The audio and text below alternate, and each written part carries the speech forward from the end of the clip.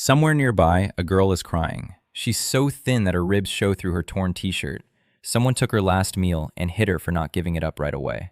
And the man who woke up in the mud on a foreign planet just 10 minutes ago is already raising a rusty knife and going to see who did it.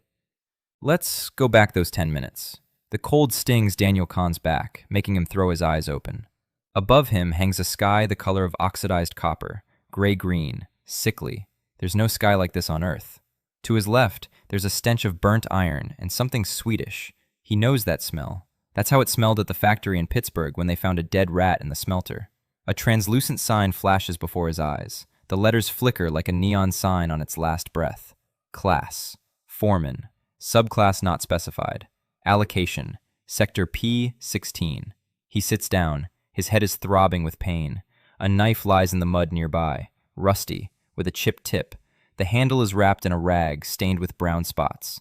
Daniel grabs it, just to clench something in his hand, just so he doesn't go crazy right now. He runs his finger along the blade the way he did 1,000 times at the factory, checks the sharpness, checks the metal's fatigue, and the knife changes. The rust slides off the blade like old skin. The steel beneath it turns out to be clean, mirror-like, warm. Daniel stares intently at the knife, then at his hand, then back at the knife. And to his right, a child is still crying. He stands up. His legs won't hold him. His knees are shaking. But he stands up because someone is crying and because he now has a knife in his hand that works. All around is the settlement, if you can call this hole a settlement. A dozen dugouts carved into a clay hill. Roofs made of rotten planks and tattered tarps. It reeks of urine and sour earth. Daniel follows the crying and, behind the second dugout, finds that very girl, about 10 years old. She's clutching her side, where a bruise the size of a grown man's palm is spreading. An empty tin can lies nearby. Someone took her food and hit her. Daniel sits down. The girl recoils. He holds out his palms. He places a knife on the ground between them. The bare metal looks like a miracle in this place. The girl stares at it intently. He asks who hit her. She silently shakes her head toward the farthest dugout, the largest one, with an iron barrel at the entrance. From there comes hoarse laughter and the clatter of a spoon against a tin plate. Someone is eating well, eating loudly, while everyone else around them is chewing on mud. And this is where the strangest part begins. Daniel doesn't rush into a fight. He tucks the knife into his belt and goes to investigate. The settlement is called 16th Stake. 16 stakes driven into the ground along the perimeter. That's all the protection they have against the creatures that crawl out of the fog every third night. 43 people live here, all with trash class ranks. Cleaners, porters, potters. Not a single warrior, not a single mage, not a single healer. 9 months ago, the world fell apart. 8 billion people were assigned classes overnight. The system was launched by those who stand above humanity. Not gods, more like administrators. A filter for biomass. The strong were taken to the center. The weak were dumped on the edge of the map. Here, metal rusts in a week. Food spoils overnight. Creatures with bone armor crawl out of the fog. People just die here. Slowly or quickly, take your pick. Daniel walks around the wasteland in 20 minutes, counting as he goes. And engineers have it. 7 water sources, all contaminated. 1 barrel of clean rainwater, and it's sitting by the dugout of a local tough guy. His name is Rush. A former bouncer from Jersey. Class, porter. Strong as a buffalo, dumb as a stump.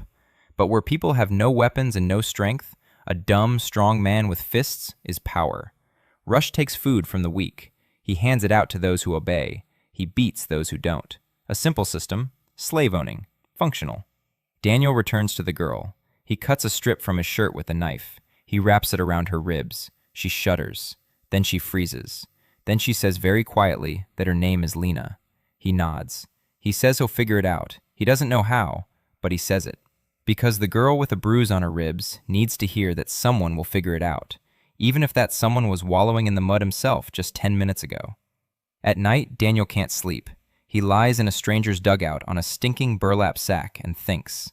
His job at the factory was simple. Find the weak spot. Figure out where the system would fail. Direct the failure to where it would cause the least damage. He reaches out his hand, places his palm on a rotten plank of the wall, and feels it, not with his hands, with something else. He sees the wood's internal structure, the fibers, where they hold together, where the fungus has eaten away at the heartwood, and he pulls.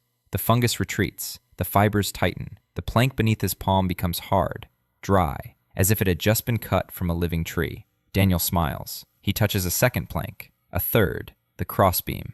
By morning, the ceiling isn't sagging, the walls are holding up. Daniel steps outside and looks at Rush's barrel. 200 liters of rainwater, the only clean water source in the village. He places his palm on the metal. He feels the iron, old, worn out. The seams are weak. One in particular, the lower left one. It had about 2 weeks left before it would come apart on its own. And Daniel smiles. An engineer doesn't fix everything. An engineer directs the failure to where it's needed. He doesn't reinforce the barrel. He does the opposite. He draws the metal's fatigue from all the other seams into one, that very one. He concentrates all the stress into a single point, like a coiled spring. The barrel looks exactly the same. Not a scratch, not a trace. Daniel pulls his hand away. He goes to sleep. In the morning, a scream wakes him up. The barrel bursts during the night, right along that seam. 200 liters spilled into Rash's dugout. The canned meat is floating in the mud. The gunpowder in the cartridges has gotten soggy. His sleeping bag is soaked. Everything he'd clung to, everything he used to keep people in line. A dirty, wet mess. Daniel goes out to see Rash in the morning. He brings a dry can of corned beef that he traded with the old man yesterday for a repaired knife. He offers a trade, his knife plus the can, in exchange for all of Rash's soggy food. Rash stands there, wet, angry, confused. He looks at the mirror-like blade in Daniel's hand, then at his own wet cartridges, at the dirty canned meat, and he agrees, because otherwise he'll die. By evening, Daniel hands out the soggy food, equal shares for everyone, in silence, no speeches. He simply goes around the dugouts and gives each person a can. Lena gets 2. The old man with the repaired knife gets 2. The rest get 1 each. No one says a word, but at night, 3 people come to his dugout. The old man without a right hand, Goran, the former blacksmith, Gonchar, a creature bit off his hand during the first week. He'd been waiting for death for 9 months. A woman of about 35, thin, with red eyes. Helen, a former nurse. Class, cleaner. She ran out of bandages 3 months ago, and half her patients died from infection. She knows it's her fault. It's not her fault, but she knows it is. And third comes Lena. She stands silently behind the adults. Goran says he has only 1 arm, but he knows metal. Tell him what to do, and he'll do it. Helen says there are no bandages, but there are hands and a head. Lena says nothing. She just sits down next to him and rests her head on Daniel's shoulder. She's 10 years old, and she's tired of being afraid. Daniel looks at the 3 of them. A cripple, a nurse without bandages, a child with a bruise. His first team. He nods. This settlement is a broken system. 43 people without food, without water, without walls, without weapons, without hope. But everyone has hands, and everyone has a skill, even if it's trash. Even if it's useless by the center standards. But it's a tool, and an engineer works with the tools he has, not the ones he wants. Tomorrow will be the first day, the real first day. The morning began with fog, thick, yellow-gray, smelling of acid. The fog came every 3 days. Creatures crawled out of it, small ones, about the size of a dog, bony armor on their backs, 4 legs, a mouth full of needle-like teeth. The locals called them thorns. The thorns weren't strong. A single grown man with a stick could kill 1 thorn if he was lucky. The problem was their numbers. They came in packs of 10 or 15, and in the settlement, there were 4 sticks and not a single proper weapon. Daniel stood at the edge of the settlement and stared into the fog. Goran stood beside him. In his only left hand, he clutched a piece of rebar, rusty, bent, useless. Daniel took the rebar. He placed both palms on the metal. He closed his eyes. He saw its structure. Cheap construction steel, full of microcracks. Corrosion had eaten away a third of the surface, but the core was still alive. He pulled. The rust came off. The cracks closed. The metal straightened under his hands as if it had remembered its shape. Daniel didn't stop there. He thought of Goran, the one-armed blacksmith. His left hand, strong but lacking precision. He didn't need a spear, but something shorter, something he could hold with one hand, something he could thrust downwards with his full body weight. The rebar in Daniel's hands began to change. One end flattened out and sharpened, not like a knife, but like a chisel, wide, heavy, piercing. The center of gravity shifted toward the handle so that a one-armed man could strike without tiring. Daniel opened his eyes. He was holding a weapon. Short, ugly, perfect for Goran. He held it out to the blacksmith. Goran took it in his left hand. He swung it, froze, looked at Daniel as if seeing him for the first time, said it fit in his hand as if it had grown from it. Daniel nodded, said that was the intention. There were 2 hours left until fog set in. Daniel worked. He gathered all the scrap metal in the village, rusty nails, pipe scraps, hinges from broken crates, pieces of sheet metal. He repaired and modified every single piece. He made spearheads from the nails, shafts from the pipes, forearm guards from the sheet metal. Each item was made for a specific person, for the person who would hold it. One man was left-handed. His spear was weighted toward his left hand. Another was tall and long-armed. His spear was a palm's length longer than the others. A woman with arthritis in her right wrist received a knife with a thickened handle that didn't require a firm grip. In 2 hours, Daniel had armed 12 people, 12 out of 43. The rest were too weak, too sick, or too frightened. That was normal. Daniel didn't demand heroism from people. He only demanded that those who could stand line up, and those who couldn't go to the farthest dugouts and block the entrances. The fog rolled in at noon. The thorns emerged from it in a swarm, 14 of them. Previously, the settlement had lost 2 or 3 people with every attack. Men were taken, women were taken, children were taken.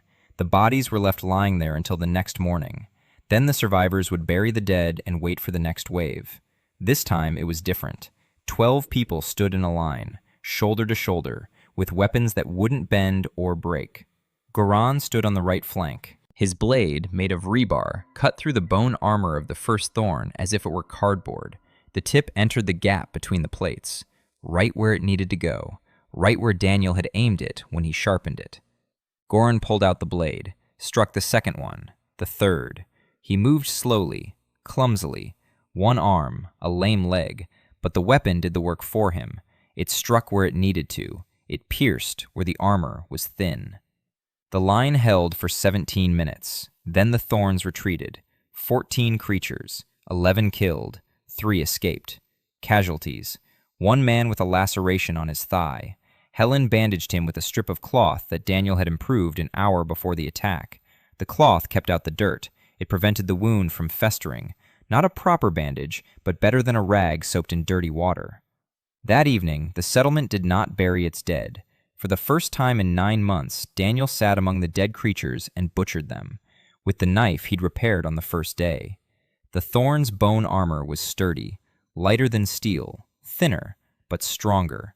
If removed correctly, if processed correctly, it could be made into plates, for walls, for shields, for anything. Goran sat nearby and watched. He asked if Daniel could enhance the bone the same way he did with metal. Daniel placed his hand on the shell. He closed his eyes. The bone wasn't quite bone, something organic yet with a crystalline structure, almost like quartz. He didn't fully understand it. His skill glided over the surface. It removed the grime, it smoothed out the cracks caused by impacts, but nothing more. Daniel opened his eyes. He told Goran that he couldn't do it yet, not until he understood how it worked, but he would learn. Goran nodded. He said that at his old forge in Belgrade, he hadn't immediately understood how Damascus steel worked either. It took 3 years, but then he figured it out. And the blades turned out so well that people came from Germany and Japan. Daniel smiled wryly. He said they didn't have 3 years. Goran said they had him, and that one old blacksmith with 1 hand was worth 10 young ones with 2. Daniel didn't argue. The next morning, they began building the forge. Not a smithy, a pit in the ground lined with stones. Bellows made from ship's hide stretched over a wooden frame. An anvil made of cobblestone. A hammer made from a piece of railroad track that Goran found in a ravine 300 meters from the village. Daniel improved everything: the stones, the frame, the hide, the cobblestone, the railroad track, each item separately. Then he laid his hands on the entire structure and thought of it as a single system, a forge, a place where metal takes shape. And then something happened that he hadn't expected. The elements came together. The improved stones began to retain heat better because the improved bellows were nearby. The bellows provided a steady flow because the improved frame was nearby. The frame stood firm because the stones beneath it had been improved. Each element reinforced the one next to it. Synergy. That's what Daniel called it. Synergy. When several upgraded items work together, they produce more than the sum of their parts. The first knife forged in this smithy turned out so well that Goran silently sat down on the ground and stayed there for 5 minutes. Then he stood up. He wiped his eyes with the back of his hand. He said that in 30 years at the anvil, he had never seen a blade like this. Daniel looked at the knife, simple, straight, made of lousy steel remelted from rusty nails. But the blade shone as if it had been forged from something else, something that didn't yet have a name in this world. By the end of the first week in the 16th Col, 3 things had happened. First, the settlement acquired weapons, 20 knives, 12 spears, 6 shields. Second, the settlement acquired a wall. Not a real wall, a fence made of junk. Planks, sheet metal, bone plates, spikes.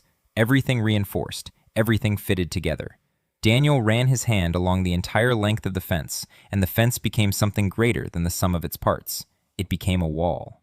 Third, rush came to Daniel. A wet rush, a hungry rush. A rush who no longer had any food, dry ammunition, or power. He stood before Daniel and stared at the ground. A big man, broken not by a fist but by water. He said he wanted to work. He said he knew how to haul heavy loads. His class is porter. He can carry twice as much as an ordinary person without getting tired. If Daniel needs ore from the ravine, if he needs stones from the river, if he needs to haul something heavy, he'll be it. Daniel looked at Rush. He thought. There was one like that at the plant in Pittsburgh. Foreman Kowalski, a small-time tyrant. He bullied the trainees. He took credit for other people's work. But when the main hoist broke down and someone had to hold a 3-metric-ton beam while the engineers inserted the pin, Kowalski stood under the beam and held it for 40 minutes because he knew how to handle the heavy stuff. People are complicated. Daniel nodded. He told Rash that he needed ore from the ravine. A lot of ore. Every day. Rash nodded and left. In a week, he'd be hauling ore for Daniel from morning till night. In a month, he'd be calling him foreman. Lena sat nearby and watched Rash walk toward the ravine. Daniel expected her to say she didn't want him there, that he'd hit her, that she was afraid of him. But Lena didn't say anything. She just moved closer to Daniel and rested her head on his shoulder, just like that first night. She was 10 years old. She already understood that the world isn't divided into good and bad. It's divided into those who are there and those who aren't. On the 10th day, Daniel slept for 4 hours straight for the first time. It was a record since he'd come into this world. He woke up to Lena shaking his shoulder. Strangers had arrived. 4 of them, from the south, not out of the fog, but along the trail. People. Daniel went out to the gate. Gate is a bit of an exaggeration. 2 posts and a crossbar. But reinforced, stronger than any concrete. 4 people were standing at the gate. 3 men and 1 woman. Dirty, skinny. One was limping. Another's arm hung limply. Refugees from the neighboring settlement, the 22nd Col. There had been more beasts than usual in the last parish. A pack, not thorns, but something larger. The locals called them bull skeletons, or simply bulls, the size of a horse. Their armor was 3 times thicker than a thorn's. Their horns, made of solid bone, could pierce right through a wooden wall. The 22nd stake held out for 2 hours. Then the walls collapsed. 11 out of 40 people survived. 4 made it here. The other 7 went the other way. Daniel let them inside. Helen examined the wounded. A limping man, a broken shin bone. It had healed crooked. It needed to be broken again and set properly. Helen had no splints, no casts, and no painkillers. She had her hands and some improved bandages. Daniel sat down next to the wounded man. He looked at his leg. Then he looked at Helen. He asked if she knew how to set a bone. Helen said she did. 12 years in trauma surgery. She could do it with her eyes closed. But without a splint, the bone would shift again. Daniel thought for a moment. He went out to the fence. He broke off a piece of bone plate from Ship's armor. He held it in his hands. He thought about this particular man's leg, about the thickness of his shin, about the angle at which the bone was broken, about the strain that would be placed on that area when he stood up. The plate in his hands began to change shape. It curved. It became thinner in the middle and thicker at the edges. It mimicked the contour of the shin Daniel had seen a minute ago. He handed the plate to Helen. She looked at him, then at the splint. Then she placed it against the wounded man's leg. The splint fit perfectly, as if it had been custom made. Helen didn't say a word. She set the bone, applied the splint, secured it with an improved bandage. The man screamed, then fell silent, then fell asleep. By morning, the Helen was asleep. 3 days later, he was already hobbling along with a cane. A week later, he no longer needed the cane. Helen approached Daniel that evening and told him she needed more plates like that, in different sizes, for arms, ribs, and fingers. If he could make custom splints for each patient, she could treat fractures without casts or surgery. Daniel said he could, and that he needed her to explain to him how bones work, where each muscle attaches, how the load is distributed. Helen looked at him intently. Then she said that the last time someone had asked her to explain how the body works, it was a professor in her junior year, 20 years ago. She thought she'd forgotten. It turned out she hadn't. She began teaching Daniel anatomy. He learned eagerly. He asked questions that made Helen frown at first, but then she began to smile, because the questions were the right ones, not medical. Engineering. He asked what the maximum pressure the femur could withstand was, what the modulus of elasticity of cartilage was, how body weight is distributed between the heel and the toe when walking. Helen answered, and with each answer, Daniel understood the human body a little better, which meant he could improve things for the human body with a little more precision. That's how his class worked. Understanding was the fuel. On the 12th day, more people arrived, 7 of them, from another village, then 5 more, then a family of 4, a mother, father, 2 sons. The younger was 6, the older was 11. The boys were emaciated but alive. The father was a potter, the mother a gatherer. Both were trash classes. Both were useless by the center standards. Daniel took them all in. Goran grumbled that there wouldn't be enough resources. Helen grumbled that there wouldn't be enough space. Rush silently hauled stones for new dugouts. 2 weeks later, there were 68 people in the 16th column. 3 weeks later, 80. Daniel slept no more than 4 hours a day. He was improving everything: walls, roofs, knives, shovels, pots, bowls, spoons, every item tailored to a specific person. A spoon for an old man whose hands shook. He made it heavier than usual and with a deep bowl so the soup wouldn't spill. A knife for a woman who cooked in the communal kitchen. He made a blade that wouldn't dull and a handle that wouldn't slip in wet hands. A blanket for a 6-year-old boy who cried every night from the cold. He made the burlap so that it trapped body heat and gave it back. The boy stopped crying on the 2nd night. In the 3rd week, the potter showed up. Not a class, but a profession. A man named Tyler, a former ceramic artist from Portland. The pottery class. He knew how to work with clay, for real, not like all the potters in the Borderlands who made crooked pots and didn't understand why they were taking this class. Tyler understood clay. He felt it, and when Daniel saw his work, he stopped. He looked at a simple clay pot, then at Tyler. He asked if Tyler could make pipes, clay pipes. Tyler said he could, if there was a kiln for firing them. Daniel built him a kiln in 2 days. He refined every brick. He refined the clay Tyler used to mold the pipes. He improved the pipes themselves after firing. The pipes turned out smooth, durable. They didn't leak water. They didn't crack in the cold. In a week, Tyler molded 30 meters of pipes. Daniel laid them from the stream behind the hill to the village. He improved every joint, every connection. He thought of the system as a single whole, a water supply system. The connection worked here too. The pipes carried the water as well as they could, cleaner than they were supposed to. Water from the contaminated stream passed through the improved clay pipes and came out clean. Not perfectly clean, but safe to drink without boiling. When the first water flowed from the pipe in the settlement, Helen cupped her hands. She cupped her hands, tasted it, looked at Daniel. She didn't say anything. She just nodded. Then she walked away and came back with a wooden mug. She filled it with water, brought it to Lena. Lena drank, and water ran down her chin. But she didn't wipe it away, because now they could use as much water as they wanted. Daniel stood there watching. Goran approached. He stood beside him. He said quietly that people from neighboring settlements would find out, that it wouldn't just be refugees coming here, that those who wanted to take things would come too. Daniel nodded. He knew. It was the same at the factory in Pittsburgh. As soon as one production line was repaired, everyone started running their cables toward it. Goran asked what Daniel was going to do. Daniel looked at the wall of trash, at the forge, at the water pipe, at the people who, for the first time in months, were drinking clean water and eating from dishes that didn't fall apart in their hands. He said he'd do the same thing he'd been doing for the past 3 weeks. Build, improve, make things for people. Only more, only faster. Because those who come to take things will stop at the wall only if the wall is strong enough. And the wall will be strong if there are people behind it who have something to lose. Goran paused. Then he said there was a saying in Belgrade. A fortress stands not on stones, but on bread. Daniel smiled wryly. He said they didn't have any bread yet. Goran said they didn't have any yet, but they had pipes. And where there are pipes, there's a mill.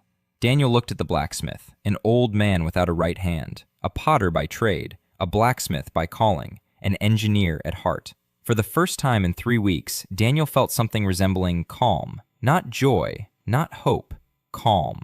Like at the factory, when you stand in front of a machine that creaks and groans, and you know that in an hour it will be working, because you know where the problem lies, and you have the key. That evening, Rash arrived. He dropped a sack of ore by the blacksmith's shop, 20 kilograms, the third sack of the day. He looked at the water pipe, at the people drawing water, at Lena, who was sitting by the pipe, dangling her feet. He said one word, "Foreman," and he left to get the next sack. Refugees from destroyed settlements began arriving in the village.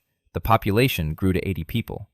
Daniel learned how to make medical splints from bone plates. Helen began teaching him anatomy. Tyler Gonchar helped build a water pipeline out of improved clay pipes. Goran warned that those who wanted to take the resources by force would come. End of the first month, 112 people. The wall had grown to 2 layers. The outer layer was made of bone plates and scrap metal. The inner layer was made of reinforced wood and clay. Between them was a fill of gravel soaked in something Tyler called a fire-resistant mixture. Daniel enhanced each layer. Then he enhanced the wall as a whole.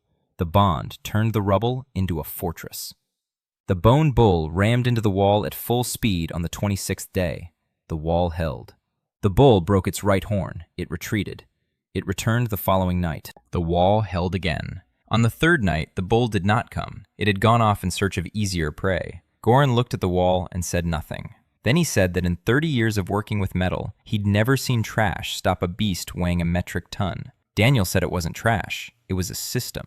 Goran shook his head. He said Daniel was a strange man. The forge was in operation every day from dawn to dusk. Goran forged with his left hand, slowly, clumsily, but precisely. 30 years of experience lived in his one hand. Daniel sat nearby and learned, not the art of forging, understanding. Goran knew things about metal that aren't in any textbook. He knew that iron from bog ore sings differently than iron from mountain ore, that steel hardened in oil is sturdier than steel hardened in water, that every blade has a character, and if you don't hear it within the first 3 strikes, there's no point in trying any further. Daniel listened. He took notes, not in a notebook, in his head. Every new piece of knowledge expanded his ability, because his class was fueled by understanding. The more he knew about how something worked, the more precisely he could alter it. On the 28th day, Daniel tried his hand at something truly complex for the first time, a prosthetic for Goran, his right arm, from the elbow down.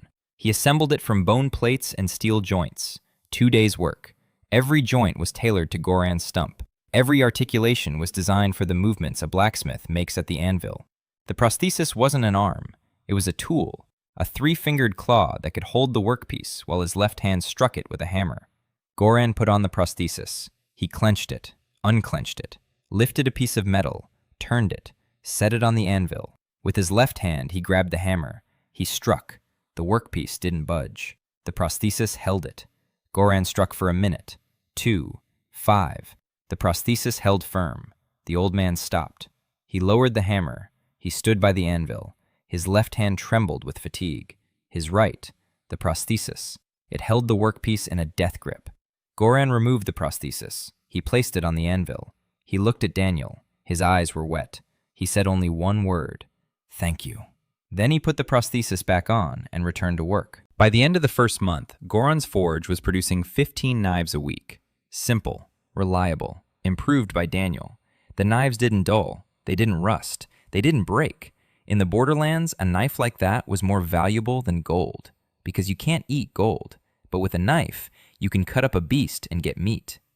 That was when May showed up. May's son, 24 years old, short in stature, short haircut, a notepad in her hand, always. She came from a village 2 days' journey to the east.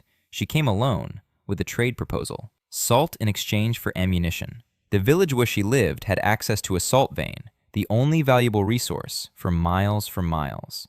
May was a merchant by class, one of the few non-combat classes the center considered useful, but May didn't go to the center. She stayed in the Borderlands because her class gave her one advantage. She could see value, literally. She would look at an object and see how much it was worth in terms of basic resources, food, water, metal, protection. Numbers would pop into her head, just as the structure of materials would pop into Daniel's. May entered the 16th pile. She looked around. She saw a wall. She saw a blacksmith's forge. She saw a water pipe. She saw people drawing water from the pipe, and Helen bandaging a wounded man with a bone plate splint. She looked at Daniel, then at his hands, then at the storeroom where knives, spears, shields, and plates were stored. She opened her notebook. She flipped through it. She closed it. She said that record-keeping in this settlement was like that of 3-year-olds in a sandbox. Daniel looked at her. He asked what she meant. May said that he had 112 people, and he didn't know who was eating what, who was working how much, who was consuming what, how much ore Rush brings in, and how much of it goes toward knives versus nails, how much water flows through the pipes each day, how many bone plates are left after each ship is butchered. She said he was building a fortress the way a child builds a tower out of blocks, from the bottom up, and praying it won't fall. Daniel was silent, because she was right. He was an engineer, not a manager. He knew how to fix a car, but didn't know how to run a factory. At his factory in Pittsburgh, other people handled that. People with notepads. May looked at him. She waited. Daniel asked what she thought they should do. May froze. The notepad in her hands trembled. She said that no one had ever asked him before what she thought. Daniel said he was asking her now. May opened her notebook. She began to speak. She spoke for 2 hours, without stopping, about resource allocation, about production quotas, about the exchange system between settlements, about how to build a trade network in the Borderlands, about pricing for upgraded weapons, about stockpiles, about reserves, about accounting for losses. Daniel listened. Goran listened. Helen listened. Rush stood in the corner and didn't understand a thing, but he listened because everyone else was listening. When May finished, Daniel was silent for a moment. Then he asked if she would stay. May said she'd come to trade salt for ammunition. Daniel said he didn't have any ammunition, but he had knives that wouldn't dull. There was a wall behind which it was safe. There was running water. There was a blacksmith shop. And there was a man who knew how to make things but couldn't count. He needed someone who can count. May was silent for a long time. Then she said she needed a place of her own. Not a dugout for 2 with strangers, a room, with a door, with a lock, a place where she could work. Daniel said he'd build it. May said she needed a table. Daniel said he'd make one. May said she needed to make sure no one touched her notebook. Daniel held out his hand. May handed him the notebook. He held it for 10 seconds. The notebook changed in his hands. The cover became thick, waterproof, fireproof. Letters appeared on the cover. May Sun. His name. Her name. He handed the notebook back. May stared at the letters, at her name on an object that was now indestructible. The first thing in her life that belonged only to her, that couldn't be lost, that couldn't be taken away. May put the notebook in her jacket pocket. She looked at Daniel. She said she was staying. She said she'd start taking inventory tomorrow. She said she'd need 3 days and that no one was to interfere. Then she turned and left. Goran watched her go. Then he looked at Daniel. He said she was scarier than the bone bull. Daniel smirked. 3 days later, May emerged from her new room with a notebook full of numbers. She knew everything. How many people were in the settlement? Who did what? How much food per day? How much water? How much ore Rash brought in? How much coal the forge needed? How many knives could be made in a week? How many bone plates it took to repair the wall? She knew the settlement would last another 6 weeks if nothing changed. Then the food would run out. There were too many people, too few resources. They needed trade. They needed buyers. They needed a market. May placed the notebook in front of Daniel. She pointed to the column listing knives. She told him he had goods that no one else in the Borderlands had. Knives that never dull. Spears that pierce bone armor. Splints that heal broken bones. Each of these items is worth more than everything in any settlement within a 3-day journey. But he's giving them away for free, like a fool. Daniel said people were starving. May said that's exactly why they needed to sell. Not to the people inside, to the people outside. To those who have food but no weapons. To those who have hides but no knives. Barter, exchange, trade. Daniel looked at her, then at his notebook, then at Goran. Goran shrugged. He said that in Belgrade, too, they forged first and then sold. Otherwise, why bother forging? Daniel nodded. May was already making a list. What to sell, to whom, at what price, how much to keep for herself. Her pencil flew across the pages, and Daniel thought that for the first time in his life, he was seeing someone who worked faster than he did. That evening, May came over to Daniel. She said he hadn't eaten. Daniel said he was busy. May said he was a fool, and that a fool who doesn't eat is a dead fool. She set a bowl of Sheepa's boiled meat in front of him and stood there until he'd eaten it all. Then she took the bowl and left. Goran looked at Daniel. Daniel looked at Goran. Goran said he'd say it again. She's scarier than the bone bull, but she's a better cook. The first trade caravan left the 16th stake on the 35th day. 3 people. Rash as a porter, a man named Ole, a former school teacher from Michigan, a gatherer class, and May herself. They were carrying 20 knives, 10 spearheads, and 5 bone fasteners. May was carrying a notebook. In the notebook was a list of 4 settlements within a 2-day journey's radius, prices, needs, and the resources each one had. May knew all this because her merchant class gave her more than just the ability to see the value of things. It gave her intuition. She could look at a person and tell if they were in need, and of what. The caravan returned 4 days later. Rash was carrying 60 kilograms of cargo on his back, a sack of grain, 2 sacks of salt, a bundle of dried meat, a roll of canvas, a coil of rope, and 4 chunks of raw ore that May had traded for 3 knives in the settlement at the foot of the hill. The ore was different, not the swampy brown kind from the Heck, dark, heavy, with a reddish sheen. Daniel picked up a piece. He placed it in his palm. He closed his eyes and froze. This ore was denser, purer. It had fewer impurities and more of something he didn't know the name of, something that responded to his touch more strongly than ordinary iron. He opened his eyes, looked at Goran, said they needed a hotter furnace. Goran nodded. He'd already figured it out. From the way Daniel held the ore, from the way his fingers had turned white from the pressure. It took 3 days to rebuild the forge. Daniel improved the bellows, improved the firebox, he improved the stones around the furnace. He raised the temperature by 1/3. Goran smelted the new ore for 16 hours, without leaving the anvil. Left hand, hammer, strike. The prosthetic on his right hand held the workpiece. Rotate, strike, again, again. When he finished, a blade lay on the anvil. Not a knife, a blade, 2 palms long, straight, with a fuller down the center. The steel was dark, almost black. Daniel picked it up. He placed both palms on the metal. He closed his eyes, and his ability entered the blade like a key into a lock. Deeper than with ordinary iron. More precisely, he could see every grain in the steel structure, every bond between the atoms, and he could alter them. Not just remove rust and seal cracks. He could change the structure, make the steel denser in one place and more flexible in another. The edge of the blade became as hard as stone. The hilt remained resilient. The blade would neither break nor dull. Daniel opened his eyes. He ran the blade along Ship's bone plate. The blade cut through the plate as if through butter. A clean cut, effortless. Goran watched. He said nothing. Then he quietly uttered a single word in Serbian. Daniel didn't know what it meant, but he understood from the tone. This blade was worth everything in the village, and then some. May stood nearby. She looked at the blade, then at Daniel, then back at the blade. Her training was feeding her the numbers. From the look on her face, Daniel could tell the numbers were high. May said they weren't selling this blade. Daniel asked why.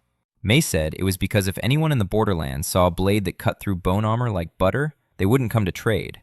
They'd come to take it. First, they'd need walls, then weapons for their own people, then trade, in that order. Daniel looked at her, a 24-year-old girl with a notebook who had just laid out the priorities more precisely than he had himself. He nodded. May was right. The blade went to Goran, for work, not for sale. And the knives going for sale were ordinary ones, good ones, reliable ones, improved, but not like that. Not the kind that cut through armor. Ordinary knives that simply didn't dull or rust. That was enough. In the Borderlands, even a knife like that was a miracle. By the 40th day, May had conducted 4 trading expeditions. The 16th stake had become a trading hub for 5 surrounding settlements. Grain came from the south, salt from the east, hides from the north, wood from the west, and from 16th coal, knives, arrowheads, and fasteners were distributed in all directions. May drew up a price list. She wrote it down in a notebook that couldn't be destroyed. The Borderlands' first trade register. By the 45th day, the population had reached 140 people. May came to see Daniel that evening. She said they needed to build, not dugouts, houses. Normal houses with roofs that don't leak and walls that keep the heat in. There were too many people for dugouts now. Daniel nodded. He'd already been thinking about it. The next morning, he gathered 10 people. He explained what they would be building. Not one house at a time. using an assembly line method. One crew digs the foundation, the second erects the frame, the third sheathes the walls, the fourth puts on the roof. Daniel follows behind them and refines every element, an assembly line. People looked at him as if he were crazy. Then they got to work. The first house was up in 3 days. Not a dugout, a house. 4 walls, a roof made of bone plates over a wooden frame, a door, a window covered with a tanned ship hide. Inside, it was dry, warm, clean. The second house in 2 days, the third in 2. People were learning. The crews were getting used to working together. Garan grumbled that the houses were crooked. May grumbled that the houses weren't lined up in a row. Helen silently claimed the best house for the infirmary. Lena took a corner in Daniel's house. She dragged in the blanket he'd improved during the first week. She spread it out. She lay down. She said this was her room. Daniel didn't argue. On the 48th day, 2 events occurred. First, a group of 12 people arrived in the settlement. Not refugees, armed, with insignias. Reconnaissance from one of the middle clans of the center. The clan was called Greybridge, neither large nor small. They controlled the trade route between 2 central cities. The group's commander was a warrior, a real one, with real weapons, with real armor. He looked at the wall of the 16th stake, at the smithy, at the houses, at the people with knives that didn't rust. He approached Daniel. He asked who was in charge here. Daniel said it was him. The commander asked what his class was. Daniel said master. The commander didn't know of such a class. He looked in his registry. There was no master class in the registry. The commander frowned. He asked what master meant. Daniel took his knife, an ordinary steel knife, center forged, not bad. He held it for 3 seconds. Then he handed it back. The commander looked at the knife. The knife hadn't changed in appearance, but when he ran his finger along the blade, he could feel it. The blade had become sharper. The balance had shifted. The handle fit his hand like a glove. The knife had become his knife, his own, tailored to his palm. The commander looked at Daniel. He was silent for 10 seconds. Then he asked how much such work would cost. May stepped forward. She opened her notebook. She named the price. The commander nodded without haggling. The second incident happened at night, after the Greybridge reconnaissance team had left with an order for 50 knives and 10 spearheads. May was sitting at the desk in her room, counting. Daniel came in to ask if the list for tomorrow was ready. May didn't turn around. She kept writing. Daniel stood in the doorway, looking at her back, at her short hair, at her slender shoulders, at her hand, which never stopped for a second. May worked 16 hours a day, just as much as he did. She ate at the table without looking up from her notebook. She slept 4 hours. She'd wake up and start all over again. Daniel asked if she'd eaten. May froze. Her pencil stopped. She turned around. She looked at him. Then she said quietly that she was usually the one who asked that. Daniel said it was his turn today. May lowered her eyes. Then she raised them. There was something in her gaze that Daniel couldn't read, something his class hadn't learned to analyze, because it wasn't a thing, not a material, not a structure. May said she hadn't eaten. Daniel left. He returned 10 minutes later with a bowl, boiled meat, grain porridge, a piece of flatbread that Helen had baked on the improved stove. He set it in front of May. May looked at the bowl, then at Daniel. Then she began to eat, silently. Daniel sat down on the floor by the door. He leaned against the wall. He closed his eyes. A minute later, he fell asleep. May lifted her head from the bowl. She looked at Daniel sleeping, at his hands, at the calluses, at the burn from the stove on his left wrist, at the dark circles under his eyes. She stood up. She took the blanket off the bed. She covered him with it. She returned to the table. She opened her notebook. She wrote a single line that had nothing to do with trade. She crossed it out. She began counting again. On the 52nd day, a caravan arrived at the 16th post. 70 people, women, children, elderly people, the wounded. Their settlement wasn't burned down by beasts, by people. A gang of 30 who called themselves the Dogs. Former prisoners, former guards, all with low-ranking combat classes. They roamed the Borderlands and took whatever they wanted. Food, weapons, women. Anyone who resisted was killed. The caravan reached the 16th stake because one of the women had heard from a merchant about a settlement where they made knives that never dulled, where there was a wall, where there was water. Daniel stood at the gate and looked at the 70 people. Dirty, battered, hungry. One woman was holding a child in her arms, a boy of about 2. He wasn't crying. He wasn't moving. He lay in his mother's arms, burning up. A fever. A high one. His eyes were glassy. His skin was gray. Helen approached. She touched the child's forehead. She looked at Daniel. She shook her head. No medicine, no antibiotics, no fever reducer. You could wipe him down with water. You could wait. You could pray, if anyone still knew how. Daniel looked at the child, at his mother, at her eyes, in which there was nothing left but one thing. Do something. He sat down on the ground beside them. He took off his jacket. He pulled a blanket from under the bed in his house. A burlap one, the very same one. The one he'd slept under himself on his first night in this world. He'd improved it on the very next day, but back then, he just made it warmer. Now he needed something else. Daniel placed his hands on the blanket. He closed his eyes. He thought about the child, about his body, small, warm, 2 years old. Helen had told him about thermoregulation, about how the body fights infection with fever, about how fever isn't an enemy, but a weapon that can kill its host if left unchecked. Daniel didn't need to kill the fever. He needed to make the blanket listen to the body, to take away the excess heat when there was too much of it, to give it back when the body cooled down, to maintain balance, like a thermostat. His hands were shaking. He hadn't slept in 30 hours. His head was buzzing. But he kept his palms on the fabric and thought about this specific child, about the child's weight, about the child's height, about the way the child's little heart beat. The blanket was changing. The burlap was becoming softer, denser. The fibers were rearranging under his hands, forming a structure he couldn't describe in words. Not fabric and not leather, something else entirely. 5 minutes later, he opened his eyes. He took the blanket, wrapped the baby in it. The mother pressed the bundle to her chest. Daniel said the blanket would maintain the right temperature, that the baby needed water and rest, that Helen would look after him. The mother looked at him and couldn't speak.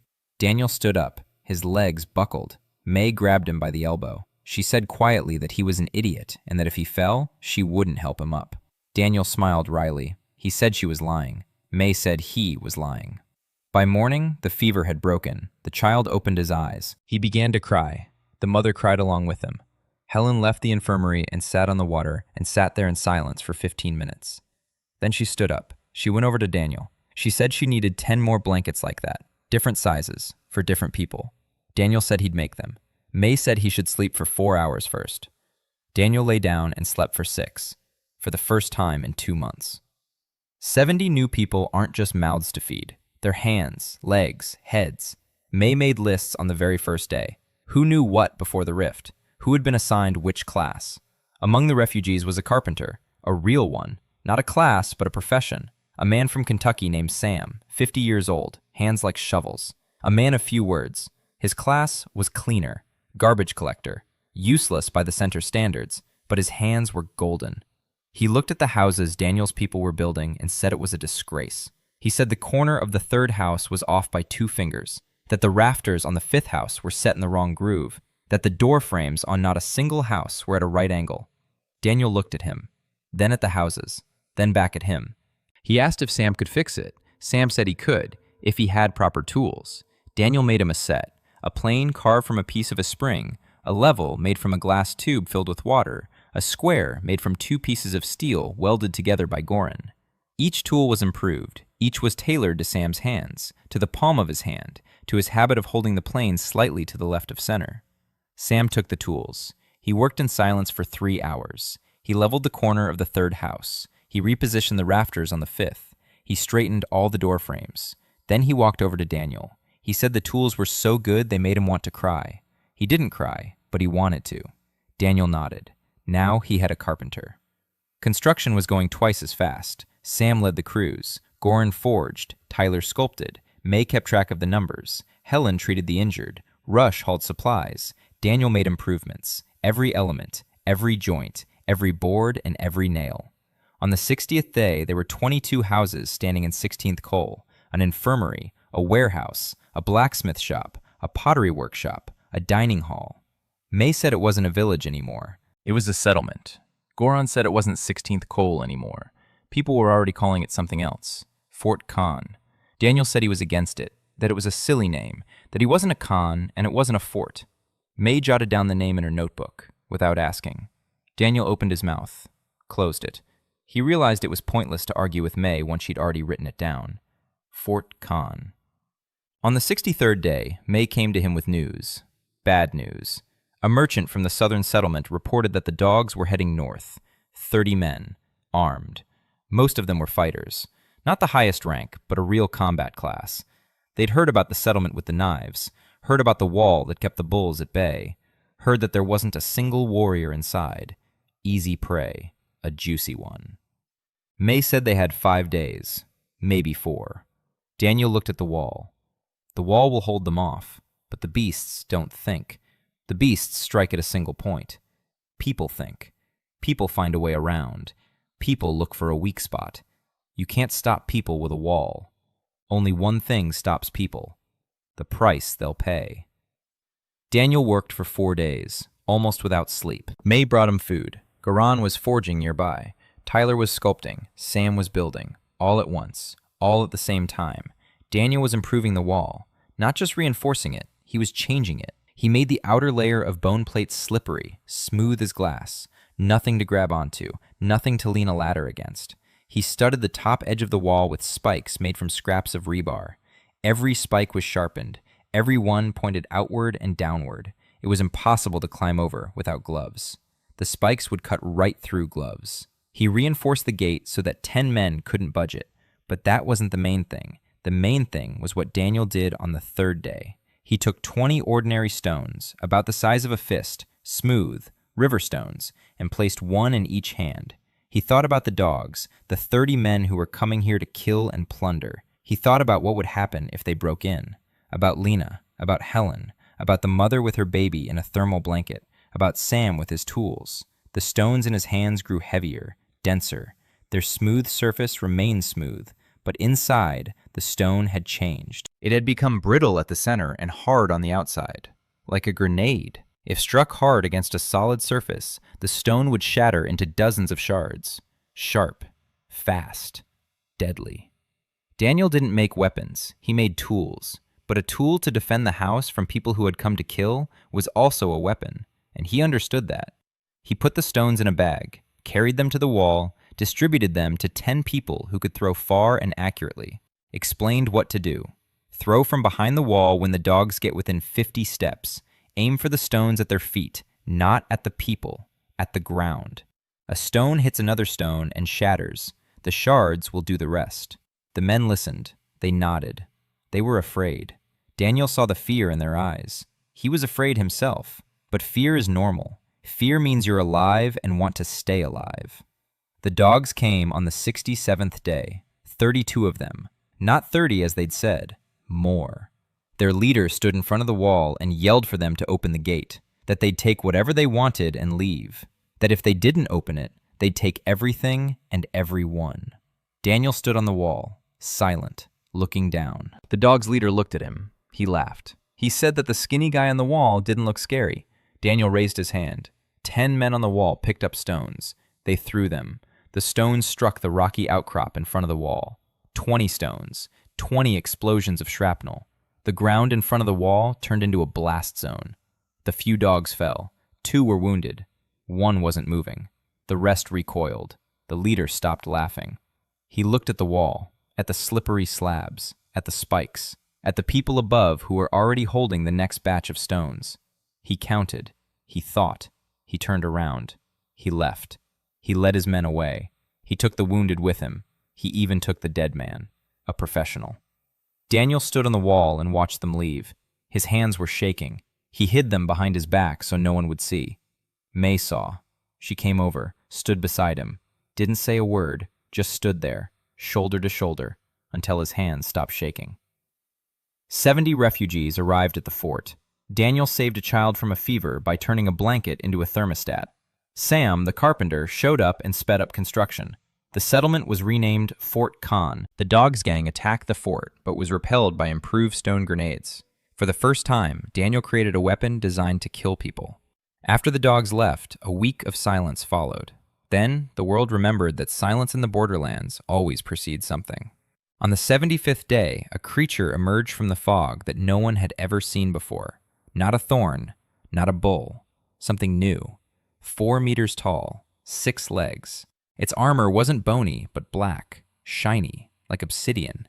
Its head was small. Its eyes were invisible. But the creature could see. It was walking straight toward the wall, slowly, confidently, as if it knew exactly where to go. Garan stood next to Daniel on the wall and said it was a reaper. He'd heard about them from traders from distant settlements. The reapers came once every 3 or 4 months. Wherever a reaper passed, nothing remained. No people, no buildings, no traces. The wall wouldn't stop the reaper. It was just an ordinary wall. The reaper would test the strength of that wall, the one Daniel had been reinforcing for 2 months with its very first blow. Daniel stared at the creature. His ability reached out toward it, trying to read it, but the distance was too great. He had to touch it, and touching a 4-meter-tall creature with 6 legs and black armor meant getting close to it. Daniel looked at Garan, at May, at Helen, who was already preparing the infirmary, at Lena, who was standing behind the house, watching with wide eyes. He climbed down from the wall. He picked up a spear, an ordinary one, an upgraded one, the kind he made for the village fighters. He walked out through the gate. May shouted for him to come back. Daniel didn't turn around. The reaper stopped 100 paces away. It turned its small head. Daniel was walking toward it. Not fast, not slow, just as he used to walk through the factory toward a machine that was about to break down. Calmly, professionally, knowing full well that the machine could kill him if he approached it the wrong way. 50 paces away, the creature twitched. Daniel stopped. The reaper stood and watched. Or perhaps it wasn't watching. It had no visible eyes, but it knew Daniel was there. Daniel thrust his spear into the ground, right in front of him, tip pointing down. He held out his empty hands. He couldn't explain why he did it. The creature didn't understand gestures. The creature didn't negotiate. But something inside Daniel told him that this reaper wasn't like the thorns and the bulls. They were brute force, hunger on legs. The reaper was different. The reaper stood and waited. 30 seconds. A minute. 2. Then he turned around and walked back into the fog, slowly, without looking back. Daniel stood in the field for another 5 minutes. Then he went back behind the wall. May hit him on the shoulder with her notebook. She said he was a clinical idiot. She said that if he ever went out alone to face a 4-meter-tall creature again, she'd kill him herself. Daniel said the reaper was gone. May said that didn't mean it wouldn't come back. May was right. The reaper returned 3 days later, and again it stopped 100 paces away, and again it left. A week later it came a third time. Daniel stood on the wall and watched. The reaper didn't attack. It didn't come any closer than 100 paces. He just stood there. He watched. Then he left. Garan said that in other settlements, the reapers didn't just stand there and watch. They broke down the walls and killed everything alive. Daniel didn't know why this one was behaving differently. But he noticed one thing. Every time the reaper came, the fog around the fort receded by 10 to 15 meters, as if the creature were pushing it aside with its presence, or as if the fort were pushing it aside with its own presence. May jotted down the observation in her notebook, under a heading Daniel couldn't see. On the 85th day, what May had been waiting for and dreading happened. A merchant arrived. Not from the Borderlands, from the center. A true central merchant, with a guard of 4 warriors and a caravan of 3 wagons. His name was Ron Barrett, merchant class. Merchant was one of the highest trading classes. Not a trader like May, a merchant. The difference was like that between an accountant and a banker. Ron Barrett was fat, cheerful, with gold rings on every finger. He smiled so widely it looked like his face would crack. He had come to buy. Rumors of knives from the Borderlands had reached the center via the Grey Bridge clan. The commander of the reconnaissance team, whose knife Daniel had improved, told his superiors. The superiors told the merchants. The merchants rushed over. Ron Barrett was the first to arrive. He wanted exclusive rights. All knives from Fort Khan would go through him alone, a fixed price, a long-term contract. May went out to meet him, notebook in hand. They haggled for 4 hours. Daniel wasn't present. He stood in the forge, listening as May, from behind the wall, tore the fat central merchant to pieces. May's voice was calm, steady, precise, like the blows of a hammer on an anvil. She named her figures. Barrett named his. May explained why his figures were wrong. Barrett was sweating. May wasn't. After 4 hours, Barrett agreed to May's terms. No exclusivity, an open contract. Fort sells to whomever it wants. Barrett gets first choice, but at market price. No volume discounts. Payment in advance. Half in goods, half in resources of May's choosing. Barrett left with 20 knives and a list of 30 items he was to bring next time. blades, copper, tin, cloth, grains, oil, salt, medicinal herbs, ropes, leather.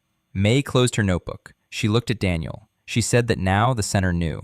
In a month, it won't be traders coming here. It'll be those who want to take control.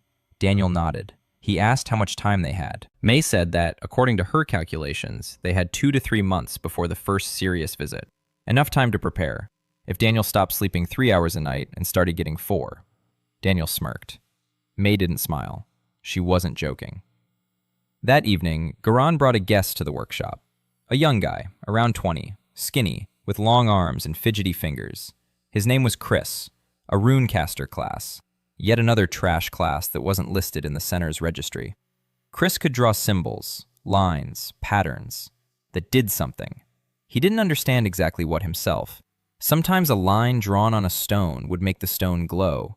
Sometimes it didn't. Sometimes a pattern on the wall would scare away small creatures. Sometimes it would attract them. Chris couldn't control his class. He didn't understand it. He considered himself useless. Like everyone with junk classes, Daniel looked at his drawings. Lines, curves, angles. There was something familiar about them. He'd seen similar patterns in the structure of bone armor, in the crystal lattice of a new ore, in the fibers of enhanced wood. He asked Chris to draw a symbol on a piece of steel. Chris drew it, a rough circle with 3 rays. Daniel placed his hands on the steel. He closed his eyes. The symbol was glowing, not on the outside, inside the metal. He could see it just as he could see cracks and fatigue. The symbol was altering the structure of the steel around it, not the way Daniel did, differently, more roughly, more chaotically, but it was changing it. Daniel opened his eyes. He looked at Chris. He said that Chris needed to learn to draw more neatly, and that tomorrow they would start together. Chris blinked. He asked why. Daniel said that his symbols did to the metal what Daniel's hands did, just in a different way. If they combined both approaches, his improvement and Chris's symbols, the result would be something neither of them could achieve alone. Chris stood there, trying to understand. Then he asked if Daniel really thought his class wasn't trash. Daniel said that in the Borderlands, there are no trash classes. There are classes that haven't yet found their place yet. Chris didn't cry, but his chin trembled as he walked away. The Reaper came to the walls of the fort 3 times, but did not attack. The fog receded at his appearance. The first merchant, Ron Barrett, arrived from the center. May signed a contract to supply knives in exchange for resources.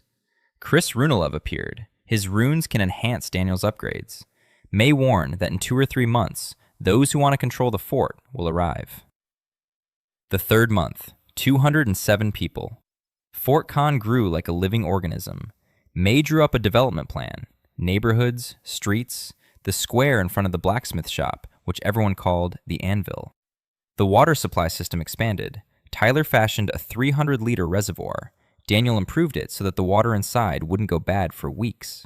Sam built houses, one after another, each one straighter than the last, each one sturdier. Garan forged away without stopping. His left hand had become sinewy and precise as a machine.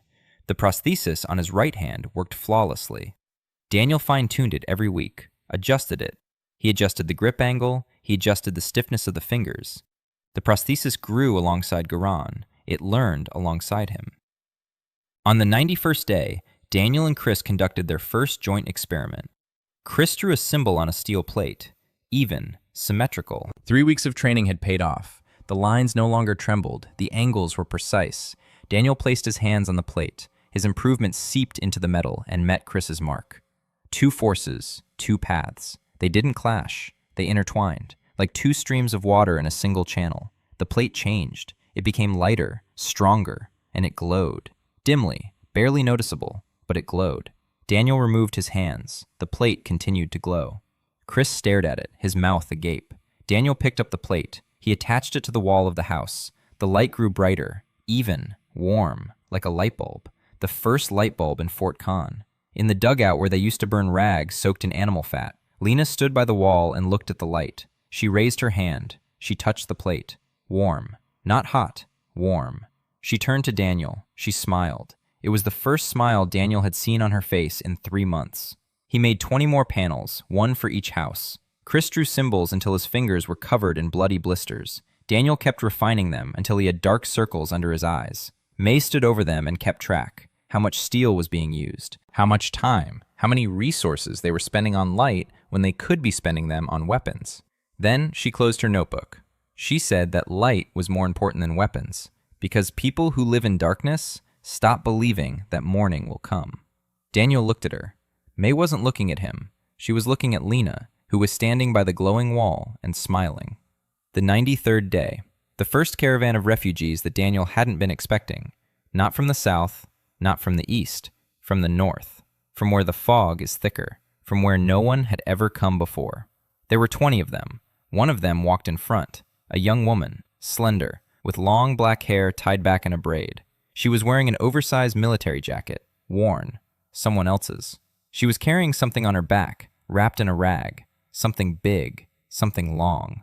Daniel met them at the gate.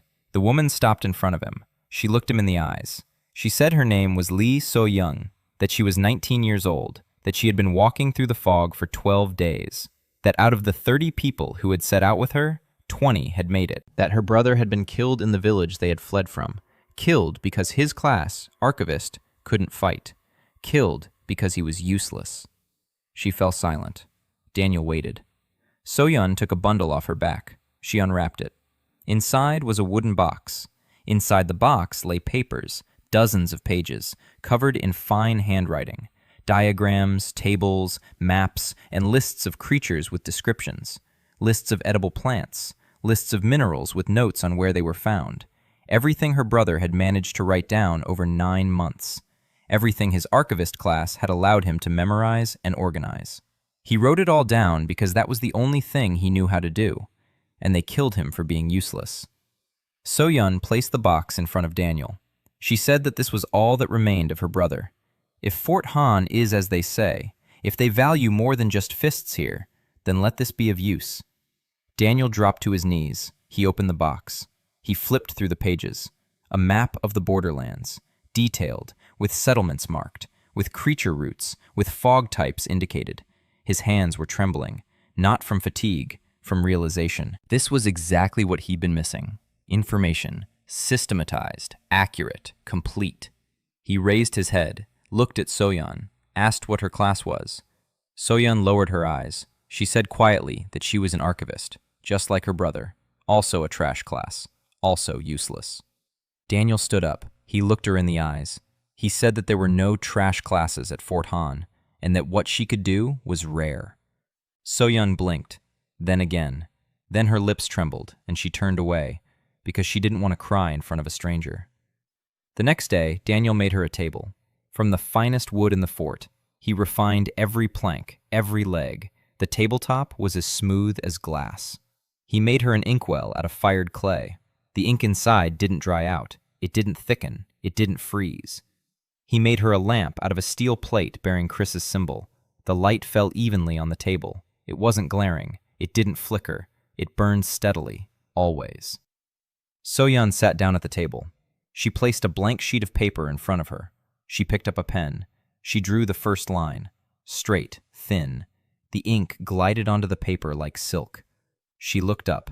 She looked at Daniel. She didn't say anything. She couldn't. A week later, So-young had an archive, a real one, systematized. All of her brother's records had been transcribed and supplemented. The map of the Borderlands had been expanded.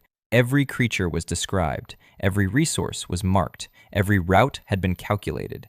May looked at So-young's archive and remained silent. Then she said that now she had data, not guesswork, and that this changes everything. So-young wanted to smile. She couldn't. She didn't know how yet, but the corners of her lips twitched, and Daniel noticed. That evening, he worked late in the workshop. Chris had left. Goran had left.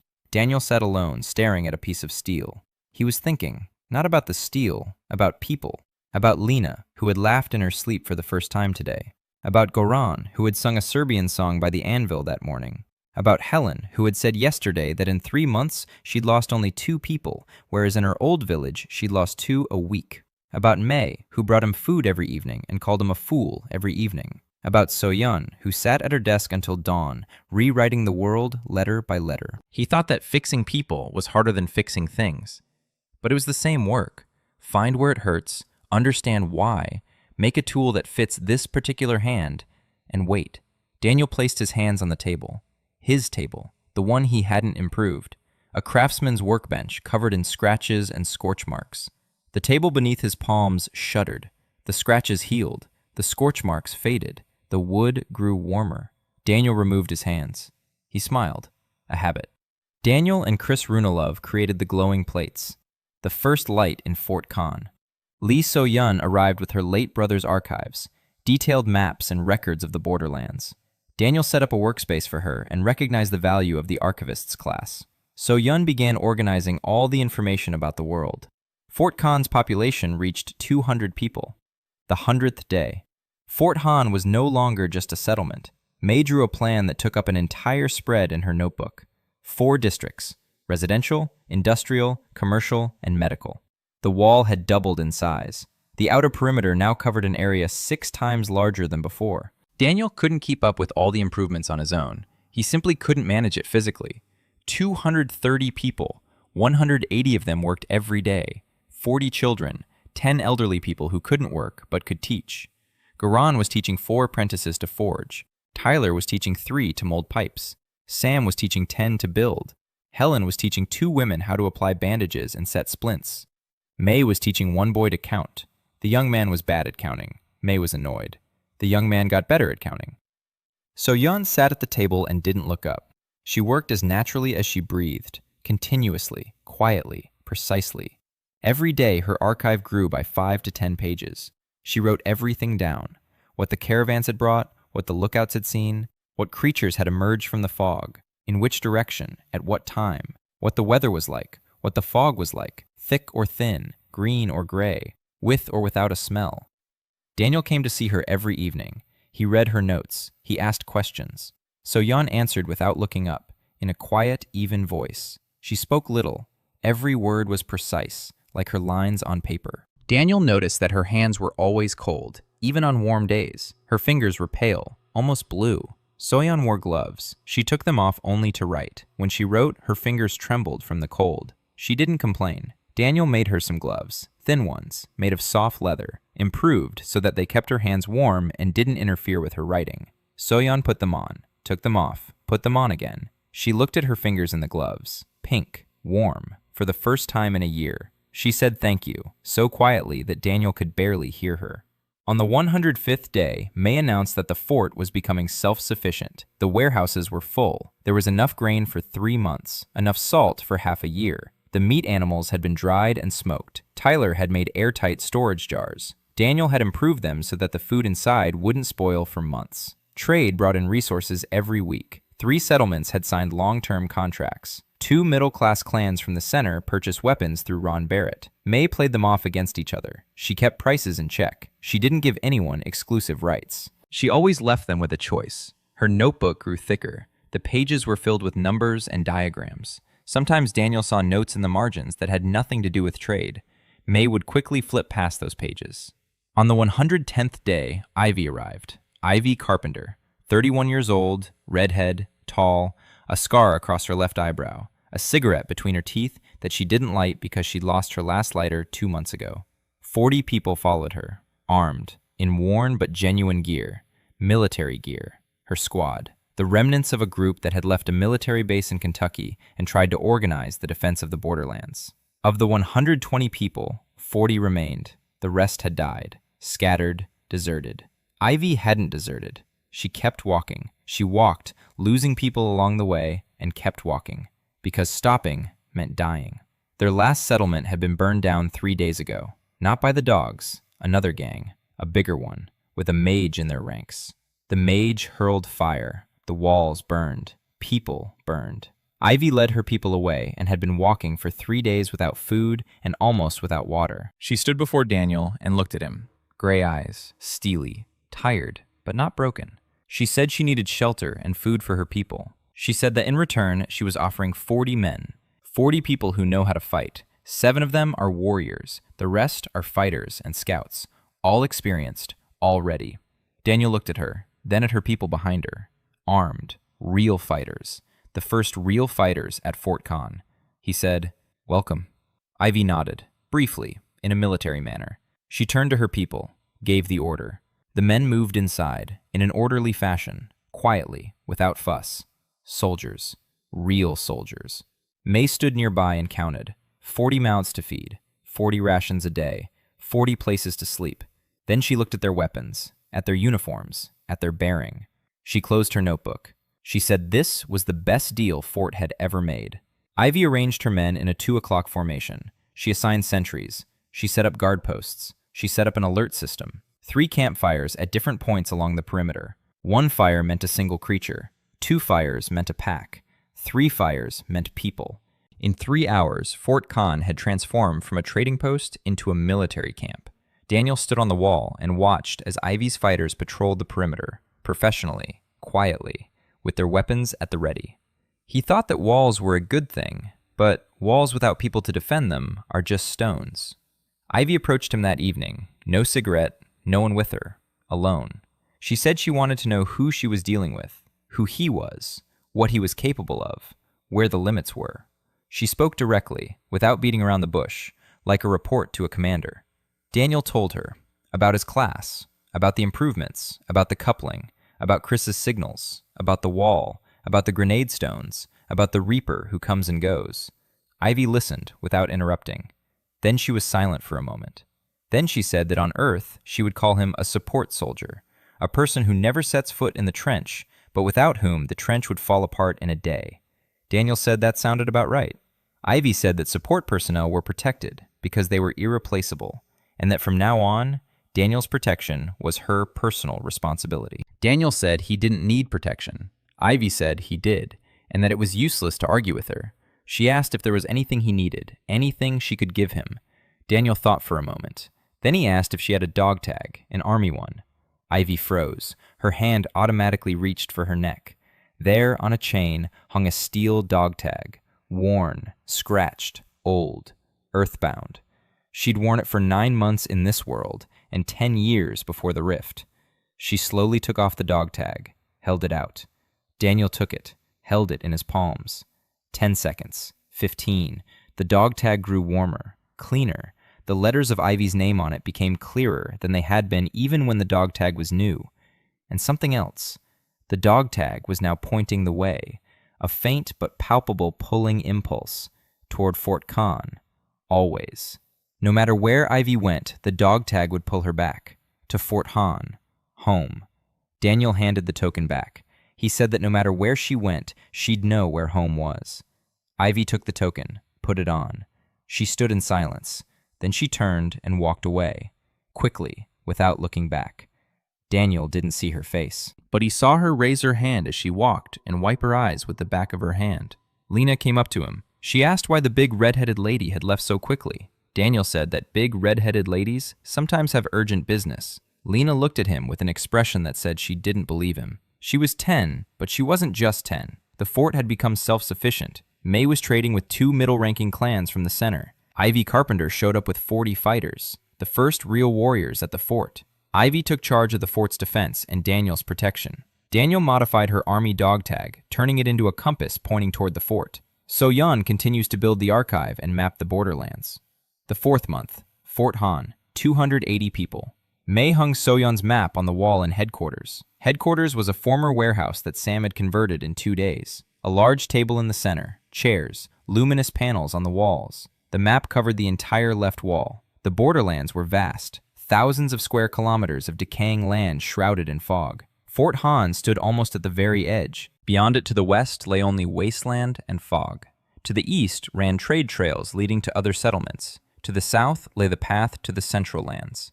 To the north, the fog was so thick that no one ventured more than 5 kilometers in. So-Yun marked the zones of fog density on the map, a green belt, a yellow, red, black. The fort stood on the border between the green and yellow zones. The Reaper came from the yellow zone. The Thorns and the Bulls came from the green zone. No one knew what lurked in the red and black zones. Or perhaps they knew, but never returned to tell the tale. Daniel stood in front of the map, deep in thought. Goran stood beside him. May sat at the table. Ivy stood by the door with her arms crossed. So-Yun sat in the corner with a quill, ready to write down every word. May spoke first. Numbers, facts. 3 months of trade had painted a clear picture. The fort produced the best weapons in the Borderlands. No settlement could compete. 2 mid-sized clans from the center were buying knives and arrowheads. 4 more clans had sent requests through Barrett. Demand was growing. Supply was limited to one man, Daniel. He was the bottleneck. Every knife passed through his hands. Every arrowhead, every fastener, every board, every plate. He couldn't work any faster. He was already working at his limit. May fell silent. Everyone looked at Daniel. Daniel looked at the map. Then he said he knew, that he'd been thinking about it, that he had an idea. He turned to Goran. He asked if Goran remembered what tolerance meant. Goran said he did. Daniel smiled. 3 months ago, Goran didn't even know the word tolerance. Now he knew. And not only did he know, but he understood, because Daniel had been explaining it to him every day. How metal behaves, how to calculate stress, how to determine fatigue by the sound. Goran absorbed it all, slowly, stubbornly, just as he had absorbed everything related to forging over the past 30 years. Daniel said he couldn't improve every knife, but he could improve the forge, the anvil, the hammer, the bellows, the tools, everything Goran uses. If the tools are improved and the blacksmith knows what he's doing, then the knives will be good enough without Daniel having to touch each one. Not perfect, not like the ones he makes himself, but good enough. 70% of the quality of his own work. For the Borderlands, that's more than enough. Goran was silent for a moment. Then he asked, what about the remaining 30%? Daniel said that the remaining 30% would be his personal work, one-off pieces, for special orders, for weapons that cut through bone armor, for items that can't be entrusted to an assembly line. May took note. She said this would create 2 product lines, mass market and elite. Mass market for everyday needs, elite for serious buyers. Different prices, different markets, different profit margins. She'd already done the math. Ivy said she needed the premium line for her fighters, for those who venture beyond the wall. Daniel nodded. He said he'd start with her people. Over the next 2 weeks, he reorganized the workshop. Not just 1, 3. The first one for Goran, a forge. Everything upgraded to the max. An anvil, a hammer, pliers, a quenching tank, bellows, a horn. Every element was upgraded separately and as part of the system, the clang. Goran stood in the center of his new forge and said nothing. Then he picked up the hammer. He struck the workpiece. The sound was different, clear, ringing. Like a bell.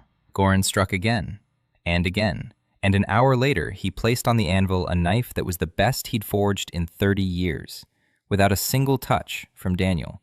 Goran looked at the knife, then at his hands.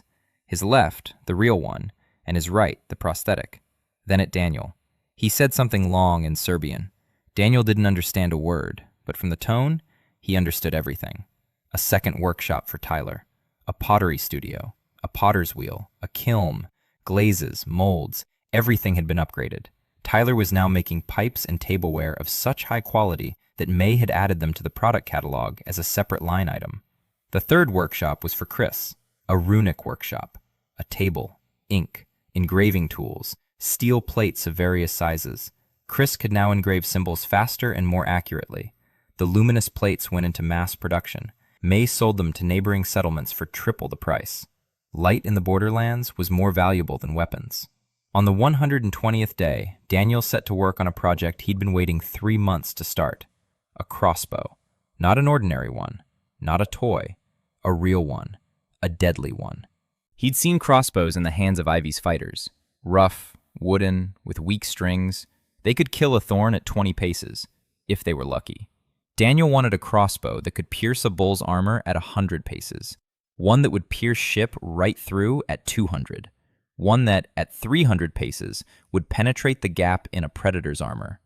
That beast the merchants from the south had told stories about. The predator was larger than a bull, faster and smarter, with armor that nothing from the Borderlands could penetrate. The central clans hunted predators in parties of 20 warriors. They lost 3 or 4 per hunt. Daniel worked on the crossbow for a week. Goran forged the parts according to his blueprints. Sam carved the stock from enhanced oak. Chris marked the guides.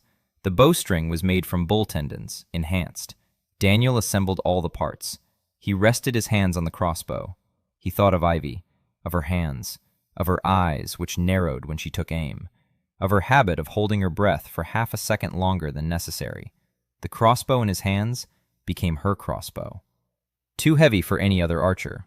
Perfect for her. Ivy took it. raised it, took aim, fired at the bull's bone plate mounted on a post 100 paces away. The bolt went right through the plate and the pole behind it and lodged itself in the warehouse wall. Ivy lowered the crossbow. She looked at Daniel, then at the hole in the warehouse wall, then back at Daniel. She said she needed 10 more like that. Daniel said he'd make 10 for her himself. May said 11, one for sale, to show potential buyers. Daniel said no. May said that he thinks tactically, while she thinks strategically. Buyers who see a crossbow piercing bone armor will understand that it's better to trade with Fort Han than to fight it. Weapons that are on display are more frightening than those that are hidden. Daniel looked at her, then at Ivy. Ivy nodded, slowly, reluctantly, but she nodded. May was right. By the end of the 4th month, Fort Han had changed. The wall stood firm. 22 houses, 4 workshops, an infirmary, headquarters, a dining hall, a market, a real market where people from neighboring settlements could buy Fort Han's goods. May set up the stalls, set the prices, posted a list. Knives, spears, pipes, tableware, luminous plates, clamps, blankets. People came. They bought, they left, they returned. Fort Khan became the center of the frontier. Not a military center, not a political one, a commercial one. And that was exactly what May wanted, because whoever controls trade controls everything, without a single shot fired. That evening, Daniel sat on the wall, alone, staring into the fog. The Reaper hadn't come for 3 weeks. The fog around the fort had receded 200 meters. Soyeon marked this on the map. The green zone was expanding, slowly, but it was expanding, as if the fort were pushing back the fog by the very fact of its existence. May climbed up onto the wall. She sat down next to him. She didn't speak. She just sat there. Daniel didn't speak either. Sometimes words aren't necessary. Sometimes it's enough just to have someone nearby, to feel someone's shoulder brush against yours, to hear another person's heartbeat in the silence of the evening. May rested her head on his shoulder, like Lena, but not like Lena. Daniel didn't move. He sat there, breathing, staring into the fog. And for the first time in 4 months, he didn't think about what he had to do tomorrow. Instead, he thought about how good today had been. Down below, Lena peeked out of the house. She saw them on the wall. The 5th month, 400 people. Fort Khan had become a city. Not a big one, not a beautiful one, but a city, with streets that now had names. Blacksmith Street, Potter's Street, Wall Street, People's Street. May came up with the names. Daniel said that People's Street wasn't a name for a street. May said that was exactly what it was, a name, because this street was home to people who weren't expected anywhere else. Daniel fell silent. May wrote the names down in her notebook. On the 145th day, a second caravan arrived from the center. Not a trade caravan, a diplomatic one. 3 wagons, 12 guards, all high-ranking warriors, wearing armor that cost more than the entire Fort Khan had 6 months ago. A woman led the caravan, graceful, with a straight back, wearing clothes that had no business being so clean in the Borderlands. A white blouse, a dark jacket, a knee-length skirt, shoes. Shoes caked in the mud of the Borderlands. She stepped down from the wagon as if she were descending the stairs of a private jet. Her name was Zhu He Yong, 26 years old, diplomat class. She introduced herself as an interpreter for the Scarlet Vault clan. She said that Master Brandon Kale sent his greetings and gifts. The gifts were in the wagons. Top-grade iron, central, pure. Fort had never seen anything like it. Fabric, real fabric, not burlap and animal hides. Medicines, real ones, in glass vials with labels. When Helen saw the medicines, her hands began to tremble. Instruments, medical, surgical, a set that was worth a fortune. May stood next to Daniel and counted. Then she closed her notebook. She looked at him. She said quietly that this wasn't a gift. It's an advance. Daniel nodded. He understood. Ji-hee smiled, perfectly, professionally, like someone who smiles for money and does it better than anyone else. She spoke 4 languages, switching between them without a pause. She spoke to Daniel in English. With Soyeon, she spoke Korean. With Gorang, she started in Serbian, and for the first time in 6 months, the old blacksmith heard his native tongue. He froze with the hammer in his hand and stood like that for 10 seconds. Ji-hee was a spy. Daniel knew it. May knew it. Ivy knew it and said it out loud. At headquarters, behind closed doors, she said they had to kick her and the whole caravan out, right now, before it's too late. May shook her head. She said that kicking out a spy means showing that you're afraid, and accepting a spy means showing that you have nothing to hide, or that you want her to see exactly what you choose to show her. Daniel looked at May, then at Ivy, then at Soyeon, who was sitting silently in the corner taking notes. He said that Ji-hee would stay, but not as a guest, as a diplomat, officially, with access to the market and headquarters, without access to the workshops. Ivy said it was madness. Daniel said it was engineering. When you know there's a leak in the system, you don't plug the hole. You redirect the flow where it won't do any harm. Ji-hee was given a house, the best one available, clean, warm, with a glowing panel on the wall. She went inside, looked around, ran her finger along the wall, across the table, along the door. Then she sat down on the bed and sat there for 5 minutes, silently, without a smile, without a mask. For 5 minutes, she was just a tired 26-year-old woman who'd been walking through mud in her shoes for 3 weeks. Then the mask returned. She went out. She smiled. She went to meet people. Within a week, Ji-hee knew everyone, every name, every story, every weakness. She was good at it. Very good. May watched her like a hawk. She wrote down who she talked to, what she asked about, what she noticed. So-yeon was watching too, in her own way, quietly, from her corner at the table. She wrote down what Ji-hee was writing down, an archivist archiving a spy. Daniel smirked when So-yeon told him about it. So-yeon didn't understand what was so funny. On the 155th day, Ji-hee came to see Daniel, in the workshop, a place she wasn't allowed to enter. Ivy stopped her at the door, her hand on the hilt of a knife. Ji-hee didn't blink. She said she had a message from Magister Kale, for Daniel personally. Daniel stepped out. Ji-hee spoke for 10 minutes, without a smile, without a mask. She relayed Kayla's proposal. Fort Han would become part of the Crimson Arch, with autonomous status. Daniel would be granted the status of clan master. His people would receive protection. His goods would gain access to the central market. In exchange, exclusive supply agreements. All upgraded items will go exclusively through the Red Arch. Daniel will work for the clan. His fort will remain his fort, but will belong to the clan. His freedom will remain his freedom, but within the limits set by Kyle. Daniel listened. He remained silent. Then he asked what would happen if he refused. Ji-hee paused. Then she said that Kyle wasn't used to being refused, that the Red Arch had 3,000 fighters, 2 high mages, siege engines, that Fort Khan, despite its wall and crossbows, wouldn't hold out for a week. Daniel nodded. He asked what she thought. Ji-hee froze. That question wasn't part of her plan. She was silent for 10 seconds. Then she said she thought Daniel would refuse. Daniel said she was right. Ji-hee nodded. She turned around. She left. The next day, Daniel gathered everyone at headquarters. May, Goran, Ivy, So-yeon, Helen, Chris, Sam, Tyler, Rush. Even Lena was sitting in the corner. He told them about Kyle's proposal, and about the refusal. Ivy said that if 3,000 fighters arrived, the fort would fall. May said that if the fort entered the Crimson Vault, Kyle would take everything within a year. First the workshops, then the people, then Daniel. Goran said it was better to die standing than to live on one's knees. Helen said she didn't want to die, neither standing nor lying down. She wanted to heal people. So-yeon said nothing. She wrote it all down. Daniel looked at them, at his team, at the people he'd gathered from the trash, the filth, and the hunger, each of whom had been written off by the center, each of whom was standing here now because someone had once told them they weren't trash. Daniel said, you can't fight the Crimson Vault, and you can't give up. So we need a third way, a way that makes it unprofitable for Kayla to attack. May raised her head. Her eyes flashed. She opened her notebook. She said she knew how. They had something Kale didn't have. Reputation. Fort Khan was the sole supplier of upgraded weapons in the Borderlands, and already in half of the center. If Kale destroyed the fort, he would destroy the supplier on which 6 clans depended. 6 clans that would be very unhappy. May said that they needed to sell more, faster, wider, to every clan, every merchant, every settlement, to win over so many customers that a war with Fort would become a war against the entire world's economy. Ivy said that would take time. May said they had 2 or 3 months, maybe less.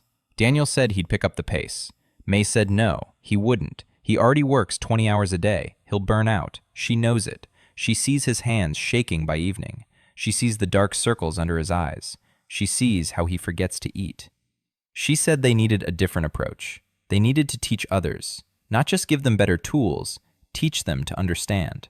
Like how Goran learned to forge without Daniel, like how Tyler learned to sculpt, like how Chris learned to paint. We need to scale up knowledge. Daniel was silent for a moment. Then he nodded. May was right, as always. The 6th month, 600 people. Fort Khan had transformed from a city into a state. A small one, a fragile one, but a state nonetheless, with an economy, with an army, with an archive, with diplomacy. May had expanded her trade network throughout the southern borderlands and into 3 sectors of the central lands. 9 clans bought Fort Khan's goods. 4 borderland settlements joined a trade alliance led by May. Not a military one, a trade one. May didn't want an army. She wanted dependence, so that every clan that bought knives from Fort Khan would know that without those knives, its fighters would die more often. So that every settlement that bought pipes and plates would know that without them, their children would freeze. Dependence. Peaceful. Voluntary. Irreversible. Ivy had built the garrison up to 80 fighters, 20 warriors, 30 fighters, 30 scouts and riflemen, all armed with upgraded weapons. 20 of them had crossbows. The wall had grown to a 3rd row. Daniel spent an entire week on it. He improved every stone, every joint, every joint. Then he climbed onto the wall, rested his hands on the parapet, and thought about everything beyond that wall. About the people, about the houses, about the smithy where Goran sings Serbian songs, about the dining hall where the smell of bread fills the air, about the infirmary where Helen saves lives, about Soyeon's room where a steady light burns, about the market where merchants haggle over prices. The wall beneath his palms trembled, and he felt a connection envelop its entire perimeter. Not individual stones, the entire wall, like a single living organism. The wall became something greater than stones, slabs, and metal. It became the answer to the question, what are you protecting? Everything. Goran stepped closer. He looked at the wall. He tapped a stone. The sound was strange, deep, as if the wall extended 10 meters underground. Goran looked at Daniel. He said that this was no longer a wall. It was something else. Daniel said it was a wall, just a wall that knew why it stood there. A week after the wall was reinforced, what everyone had been waiting for and fearing happened. A raid. Not bandits, not the dogs. A clan raid. 120 fighters. The clan was called the Steel Loop, a mid-sized clan from the southern sector of the center. They didn't come to buy, they came to take. Their leader stood before the wall and demanded that the gates be opened. Surrender your weapons, hand over the master, or die. Ivy stood on the wall. 20 crossbowmen stood beside her. Daniel stood below, in the workshop, doing what he had to do. The gate. He placed his hands on the gate mechanism, huge, made of wood with metal parts. 3 months ago, he'd started improving this mechanism. Every week, he added something. A gear, a lever, a spring. Not to make the gate open better, for something else. He thought of the 120 people behind the wall, of what would happen if they broke through.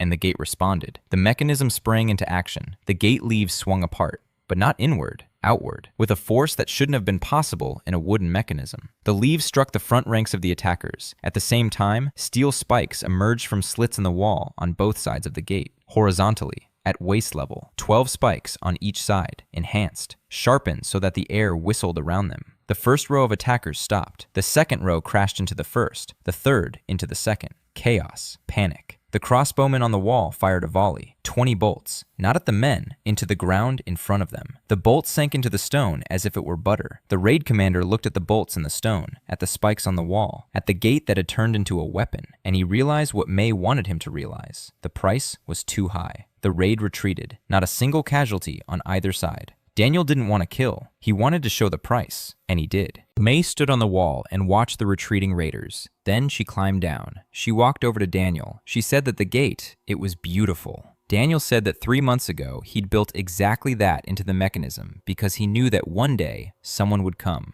May looked at him for a long time. Then she said quietly that sometimes he scared her, not because he was dangerous, but because he thought 6 months ahead and had never been wrong. Daniel said he was constantly wrong. It was just that his mistakes hadn't affected anyone yet. May didn't say anything. 2 days after the raid, Juhe came to Daniel, not at the workshop, at his house, at night. Ivy intercepted her at the door. Juhe said it was urgent. Ivy let her in. She stayed outside the door, with her hand on her knife. Juhe went in. Daniel was sitting at the table. Lena was sleeping in her corner. Juhe looked at the sleeping girl, then at Daniel, and she took off her mask. Not the one on her face, the one behind her face. She said that Kale knew about the Steel Loop raid, that he'd organized it himself. He'd set the middle clan on fort to test the defenses, to see what Daniel would do, how he'd respond. Kale saw the answer. The gates, spears, crossbows, and now he knows the fort can't be taken by surprise.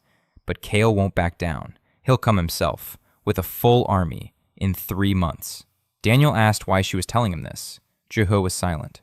Then she said she didn't know, that she was a spy, and that spies don't warn the people they're spying on. But something had happened at this fort that she hadn't expected. She'd spent 2 months here. She'd watched Daniel spend 3 hours repairing Goran's prosthetic limb, an old blacksmith who brings no economic value comparable to 3 hours of work by the world's only master. She'd watched him make gloves for a girl who was freezing. She'd watched him make a spoon for an old man whose hands were shaking. She said that in Kale's clan, she was valued for both her looks and her intellect. It was here that, for the first time, she was asked what she thought, not what she was relaying from Kayla, but what she herself thought. Daniel was silent. Then he took a small object out of his desk drawer, a ring, made of steel, simple, no stones, no embellishments. He'd been working on it for a week, an hour every evening. The ring was a signet ring. Daniel had refined it so that the impression of this ring could not be forged.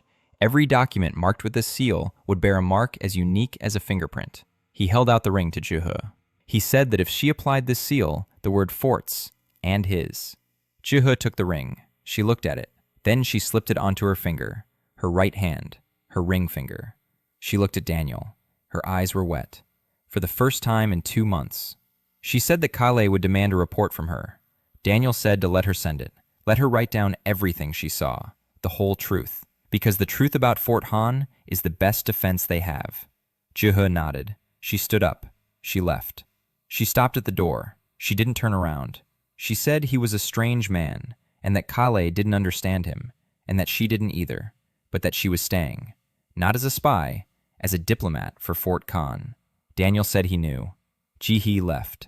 Ivy peeked through the door. She looked at Daniel. She said that if he was collecting women who looked at him with teary eyes, he was doing pretty well. Daniel said it wasn't a collection. Ivy said it was worse. It's a family. The Steel Loop clan's raid was repelled by the gate mechanism without any casualties. It turned out that the raid had been organized by Kyle to test the defenses. Juhe defected to Fort and warned that Kale would arrive with a full army in 3 months. Daniel gave her a signet ring, making her an official diplomat of the fort. The 7th month. The 8th.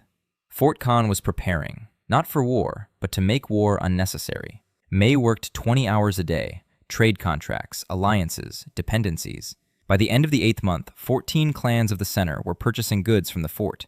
14, out of 20 major ones. May had woven a web of deals and obligations that entangled half the economy of this world. Every contract was in her notebook.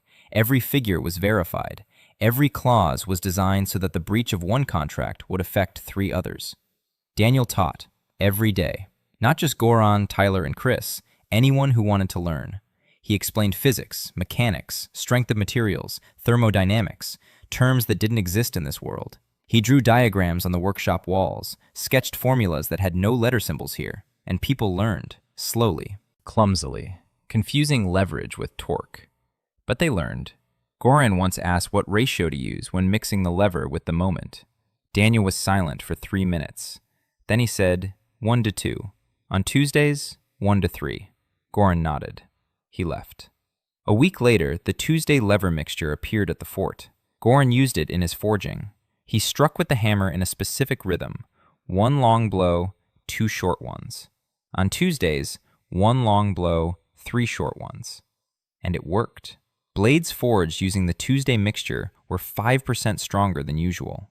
Daniel stood over the anvil, watching, and couldn't figure out why. Then he understood, or so he thought. This world listened to confidence.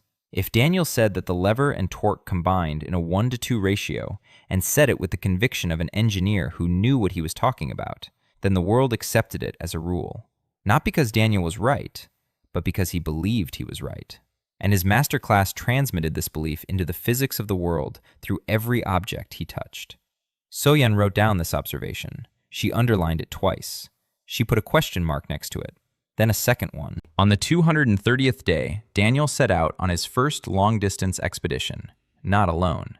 He couldn't leave the fort by himself. Ivy wouldn't let him. May wouldn't let him. Lena wouldn't let him. He sent a group of 12 scouts under Lieutenant Ivy's command, north, into the Yellow Zone, to the place where the Reaper had come from. The group left at dawn. Ivy stood on the wall next to Daniel and watched them go. Her hand rested on the dog tag around her neck.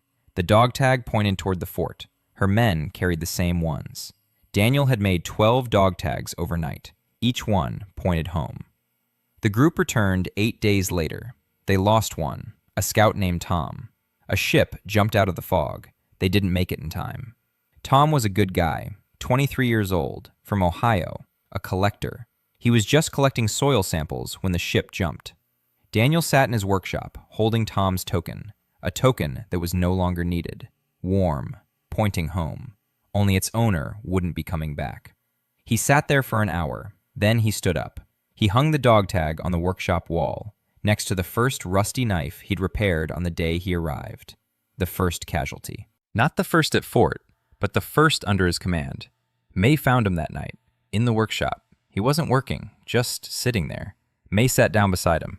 She didn't speak. She didn't offer comfort. She was just there. 10 minutes later, Daniel said that Tom had died because he had sent him away. May said that Tom had died because the world was dangerous, and that if Daniel hadn't built the fort, Tom would have died 6 months ago, just like everyone else in his village. Daniel was silent. May took his hand. She held it, silently. Lena found them in the morning, asleep, on the workshop floor, hand in hand. She covered them with a blanket, that one, the improved one, the one that maintained the right temperature. She left. She closed the door. She was 10, but she wasn't really 10. A group of scouts brought back data. So-Yun had been working on it for 3 days. Then she came to headquarters. She spread out the map. She said the Yellow Zone wasn't what they'd thought. The fog there was thicker, but not uniform. There were gaps, corridors of clear air like bubbles. In one of those bubbles, the scouts found ruins. Not a settlement, something older, something that had been there before the rift. Stone walls, metal structures, covered in rust and moss, but not destroyed. Someone had enhanced them. A long time ago. Maybe a year ago. Maybe longer. Daniel looked at the map, then at So-Yun. He asked if she was sure. So-Yun said the scouts had brought back a sample, a piece of metal from the ruins. Daniel took the sample. He placed it in his palm. He closed his eyes and froze. This metal had been enhanced, not by them, by someone else, but in the same way, the same signature, the same logic, the same master's touch on the material, only deeper, more precise, more powerful, as if whoever had done this had been at it not for months, but for years, decades. Daniel opened his eyes. He looked at So-Yun, at May, at Ivy. He said there was a second master, and he's somewhere up north, deep in the Borderlands, and he's been here a long time. The fort prepared for a confrontation with Kale through economic ties with the 14 clans. Daniel discovered that the world was bending to his confidence. The first expedition north, the loss of Scout Tom. Improved Valines were found in the Yellow Zone. Daniel realized that there's a second master who has been in the Borderlands for much longer. The 9th month, 1,000 people, Fort Khan, the world's third largest economic power after the 2 senior clans, the Scarlet Vault and the Iron Crown, and a small town on the edge of the map that 9 months ago was just 16 stakes in the mud. May sat in headquarters, rereading Jihe's report. Jihe had sent everything to Kale, just as Daniel had asked, the whole truth. Production, trade, defense, the number of fighters, everything except one thing. She hadn't written about the second master. Daniel had asked her not to. Jihe agreed. She didn't ask a single question. She just nodded and put away her quill. Kale read the report, and he came. Not in 3 months, as he promised. In 2. On the 260th day. 3,000 fighters, siege engines, 2 high mages. The army of the Crimson Vault stood before the walls of Fort Khan, filling the horizon from one end to the other. Ivy stood on the wall. 80 fighters stood beside her. Crossbows were loaded. Pikes on the wall were at the ready. The gates were closed. The mechanism was cocked, but everyone knew. Against 3,000, it wouldn't help. The wall wouldn't hold against 2 high mages. Crossbows were useless against siege engines. Mei stood next to Daniel. So-Yun stood on the other side. Ji-hee stood slightly behind them, with a signet ring on her finger. Lena stood at Daniel's feet. She wasn't hiding. She wasn't crying. She was just standing there. She was 11. Helen was downstairs, in the infirmary, preparing bandages, preparing splints, preparing everything that might be needed when the walls fell. Garan stood by the anvil, with a hammer in his hand. His left hand. His right prosthetic hand was clenched into a fist. He wouldn't go to the wall. He would keep forging until the very last minute, because that was his job, and he would keep doing it as long as he could.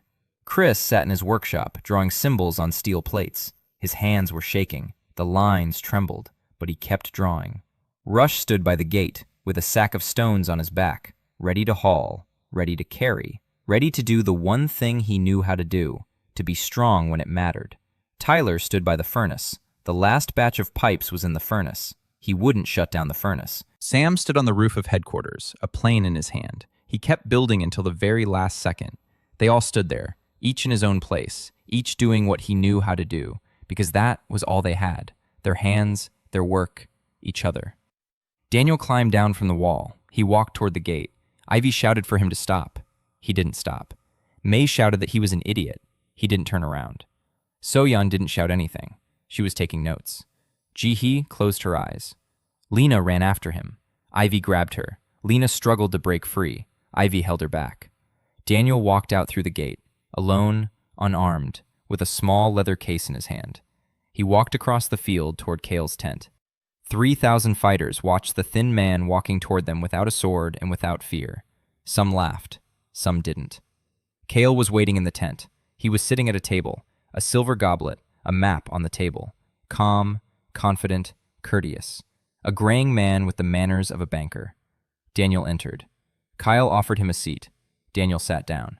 Kyle said he was impressed, that Fort Khan was a marvel, that 9 months ago there had been nothing but stakes in the mud here, and now it was the world's third largest economic power, that Daniel was a genius, and that a genius belongs in the Crimson Dome, where his talent would truly flourish. Daniel remained silent. He listened. Kale spoke for 5 minutes, eloquently, persuasively, logically. He offered everything: status, power, resources, safety. He wasn't threatening. He was offering. And that was precisely what made him so terrifying, because the offer was reasonable, objectively reasonable. Accepting it meant saving 1,000 people behind the wall. Refusing it meant risking their lives. Daniel listened. Then he opened the case. Inside lay a ring, a steel one, an ordinary one, unremarkable in appearance. He placed it on the table in front of Kyle.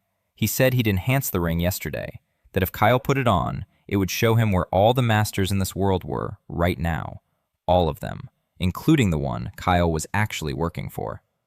Kyle didn't move. His expression didn't change, but his hands on the table turned white. Daniel saw that. Daniel could always sense where the tension lay. He continued. He said he knew about the second master. He knew the master was in the Borderlands. He knew that Kale knew about him. He knew that the Crimson Vault wasn't an independent force, but a tool of someone higher up. Someone who had launched this system, or helped launch it. Kale was silent. 20 seconds. 30. Daniel waited. Then Kale asked how Daniel knew. Daniel said he was an engineer, that he could see the strain in the material, and that the system was material too, and there was a crack in it, a seam that was about to burst. And Kale knew that, and the one he worked for knew that too. That's why he'd sent the army, not to take Daniel away, to keep him from reaching the crack before it bursts on its own. Kale looked at the ring, at Daniel, at the ring. Daniel said he wasn't asking him to leave. He was asking him to choose whose side he was on. The ring was his anyway, a gift from the Fort Han workshop. He stood up, turned around, walked toward the door. Kale said, "Stop." Daniel stopped. Kale asked what Daniel would do if he found a crack. Daniel turned around. He looked at Kale. He said he'd fix it, because that's his job. He walked out of the tent. He was heading back to the fort. Behind him were 3,000 fighters. Ahead of him was a wall. On the wall were 5 women: Mei with a notebook, Withyon with a quill, Ivy with a crossbow, Chi-hee with a seal, Lena, who had wriggled free from Ivy's grasp and was standing at the edge of the wall, staring at him intently. Down in the courtyard, Helen was serving soup. Garan was standing by the anvil. Rush was at the gate. Chris was at the table. Tyler was by the stove. Sam was on the row. 1,000 people behind the wall. Each of them had a name. Each of them was here because someone had once reached out and said that their class wasn't trash. Daniel walked through the gate. The gate closed behind him. He looked at May. May looked at him. No one spoke. The night was quiet. Daniel hadn't slept. He stood on the wall, watching the fires of the Red Arch camp. 3,000 campfires. 3,000 lives. May stood beside him. Jan stood beside him. Ivy stood beside him with her hand on her crossbow. Juha stood slightly behind them. Her ring glowed dimly in the darkness. Lena was sleeping in Daniel's house. He had put her to bed himself. He covered her with a blanket, that very one. She had grabbed his hand and wouldn't let go until she fell asleep. She was 11. She was afraid, but she slept because he said everything would be all right in the morning. Daniel didn't know if everything would be all right in the morning. He didn't know what Kale would decide. He'd given him the ring, given him a choice, and come back. That was all he could do. The rest was in the hands of the man in the tent with the silver cup. May said quietly that if Kale attacked at dawn, the wall would hold for 2 hours, maybe 3. Daniel nodded.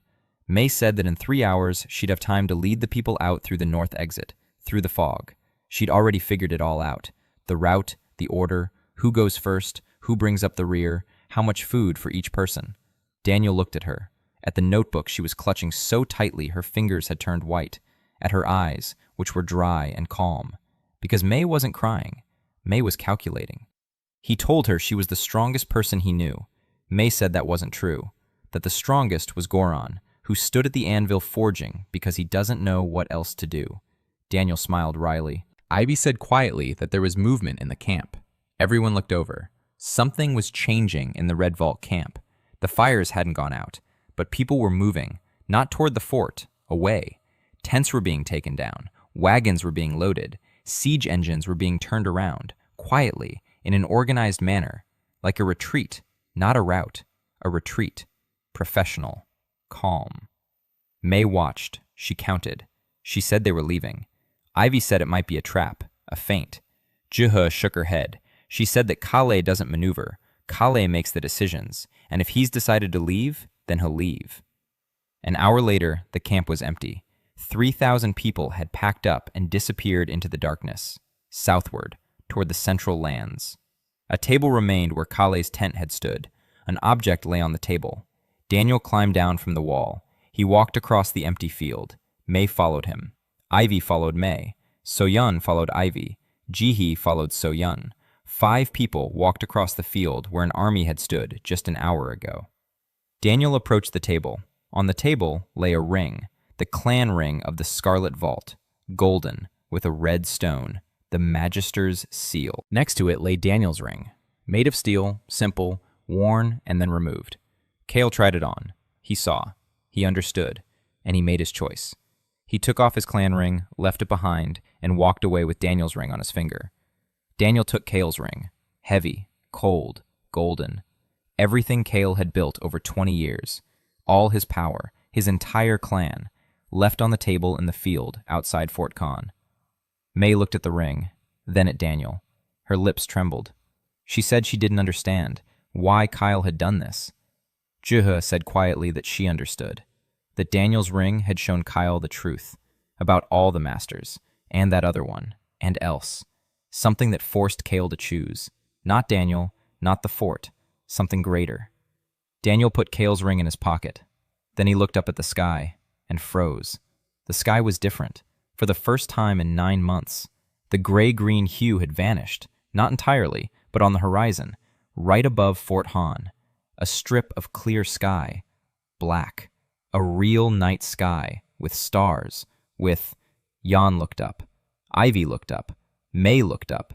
Juha looked up. Stars were shining over Fort Han, for the first time in 9 months. Someone on the wall saw them, he shouted. Then someone else. Then another. People ran out of their houses. They looked up, while pointed with their fingers. The children laughed. The adults stood in silence. Some were crying. Garan came out of the blacksmith shop, with a hammer in his hand. He looked up. Then he lowered the hammer. He sat down on the threshold. He He sat there and looked at the stars. Helen came out of the infirmary, a bandage in her hand. She looked up, then at the bandage. Then she put the bandage in her pocket. She wouldn't need it today. Sam was standing on the roof of headquarters, closest to the sky. He was silent. He held a plane in his hand and said nothing.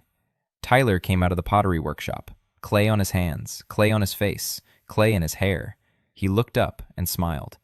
Chris ran out into the square. In his hands, a plaque with a fresh symbol. He raised it toward the sky. The plaque glowed, but dimmer than the stars. For the first time, dimmer than the stars. Rush stood by the gate, a sack of stones on his shoulder. He didn't lower the sack. He stood there, looking up and holding the sack because that was his job, to carry heavy loads.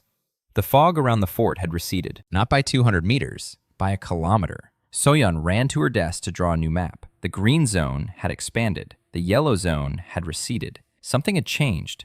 Something big. Daniel stood in the field and sensed it, not with his eyes, not with his hands, with something his class had given him and that he was only now beginning to understand. He sensed the system, all of it, in its entirety, just as he sensed a bearing a week before it failed, just as he sensed the seam that would crack first. The system was enormous, larger than the world, bigger than 8 billion souls, and within it was weariness, a crack, a seam that was coming apart, slowly, inevitable. And somewhere up north, deep within the fog, in the black zone, sat the one who knew this, the second master, the one who chose Daniel, the one who staged the accident at the railroad crossing, the one who gave him this class, and waited. Daniel turned toward the fort, toward the wall, toward the people on the wall and beyond it, toward the lights in the windows, toward the smoke from the forge, to the sound of the hammer that Goran had raised again, because stars are stars, but iron won't wait. May stood beside him. She looked at him. She waited. Daniel said that tomorrow he would begin preparing an expedition to the north, to the Black Zone, to the one who had called him. May nodded. She said she knew, that she'd already calculated the route, the supplies, the team composition, and the cost of the equipment. Daniel looked at her. He asked when she'd found the time. May said she was always calculating, even when it seemed like she wasn't. Daniel smiled. Soyeon approached, quietly, with a pen behind her ear. She said she'd marked all the anomalies in the yellow zone on the map, all the corridors in the fog, all the voids. The route through the yellow zone to the border of the red zone would take 12 days, another 5 through the red zone. There was no data beyond that. Ivy approached. She said she'd go with him, in person, with her 20 best fighters. Juha approached. She said she'd send a message to Kyle, that Fort was heading north, that if Kyle wanted to know the truth about the system, he could help, or at least not get in the way. The ring on her finger glinted. Lena stepped out of the house, barefoot, wrapped in a blanket. She saw the sky. She saw the stars. She froze on the threshold. Then she lifted her face to the sky and laughed. Quietly. Then louder. Then at the top of her lungs. She had never seen stars in this world. 9 months of a gray-green sky. And now, stars. Daniel watched her. An 11-year-old girl in a better blanket, laughing as she looked up at the sky. He remembered the first day. The mud, the cold, the rusty knife, the crying in the dark, the sign before his eyes. Class, master. Subclass, undetermined. 9 months. 16 stakes had turned into a city. 43 people had turned into 1,000. A rusty knife had turned into an arsenal. A dugout had turned into a house. Mud had turned into a foundation. He looked at his hands. Calloused, scorched, scratched. The hands of a master. Hands that don't create from nothing, that take what is broken and make it whole, that take what is rusty and make it clean, that take what is forgotten and make it needed. Everything he improved was a letter. May's notebook. I heard you. Soyeon's table. I saw you. Ivy's token. You're home. Jihee's ring. You're trusted. Lena's blanket. You're safe. Goran's prosthetic. You are needed. Every object for a specific person. Every object with a name. Daniel lowered his hands. He looked north, toward where, beyond the fog, the one who had chosen him was waiting, the one who was looking for a person capable of loving through the work of his hands. There were few such people left on Earth. Daniel Kahn turned out to be the one they found. He didn't yet know what awaited him in the north. He didn't know who the second master was. He didn't know what a crack in the system was, or if it could be fixed. But he knew one thing. He was an engineer. He finds where it hurts. He understands why, and he fixes it. People, things, the world. It makes no difference. The principle is the same. Put your hand on it. Understand. Make it better. Lena ran up to him, grabbed his hand, pulled him toward the house. She said it was cold, that he hadn't eaten again, and that May would scold him. Daniel looked down at her. He nodded. He followed her. Behind him, above Fort Khan, the stars were shining. For the first time in 9 months. The fog had lifted. The wall stood. The blacksmith shop was smoking. People were sleeping. Goron was forging. May was counting. So-Yun was writing. Ivy was standing on the wall. Ji-hee sat in her house, twirling a ring on her finger. Helen was putting bandages away in a box. Bandages she didn't need. Not needed today. Sam set his plane down on the workbench and went to bed. Tyler closed the furnace. Chris hung a plate on the wall and watched it glow, dimmer than the stars.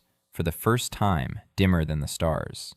Rush set down the bag. He sat down by the gate. He looked up. He smiled. For the first time in 9 months. And Daniel Hahn was walking home. He was holding the hand of an 11-year-old girl who was laughing, and he thought that tomorrow would be a long day. The first day on the open road.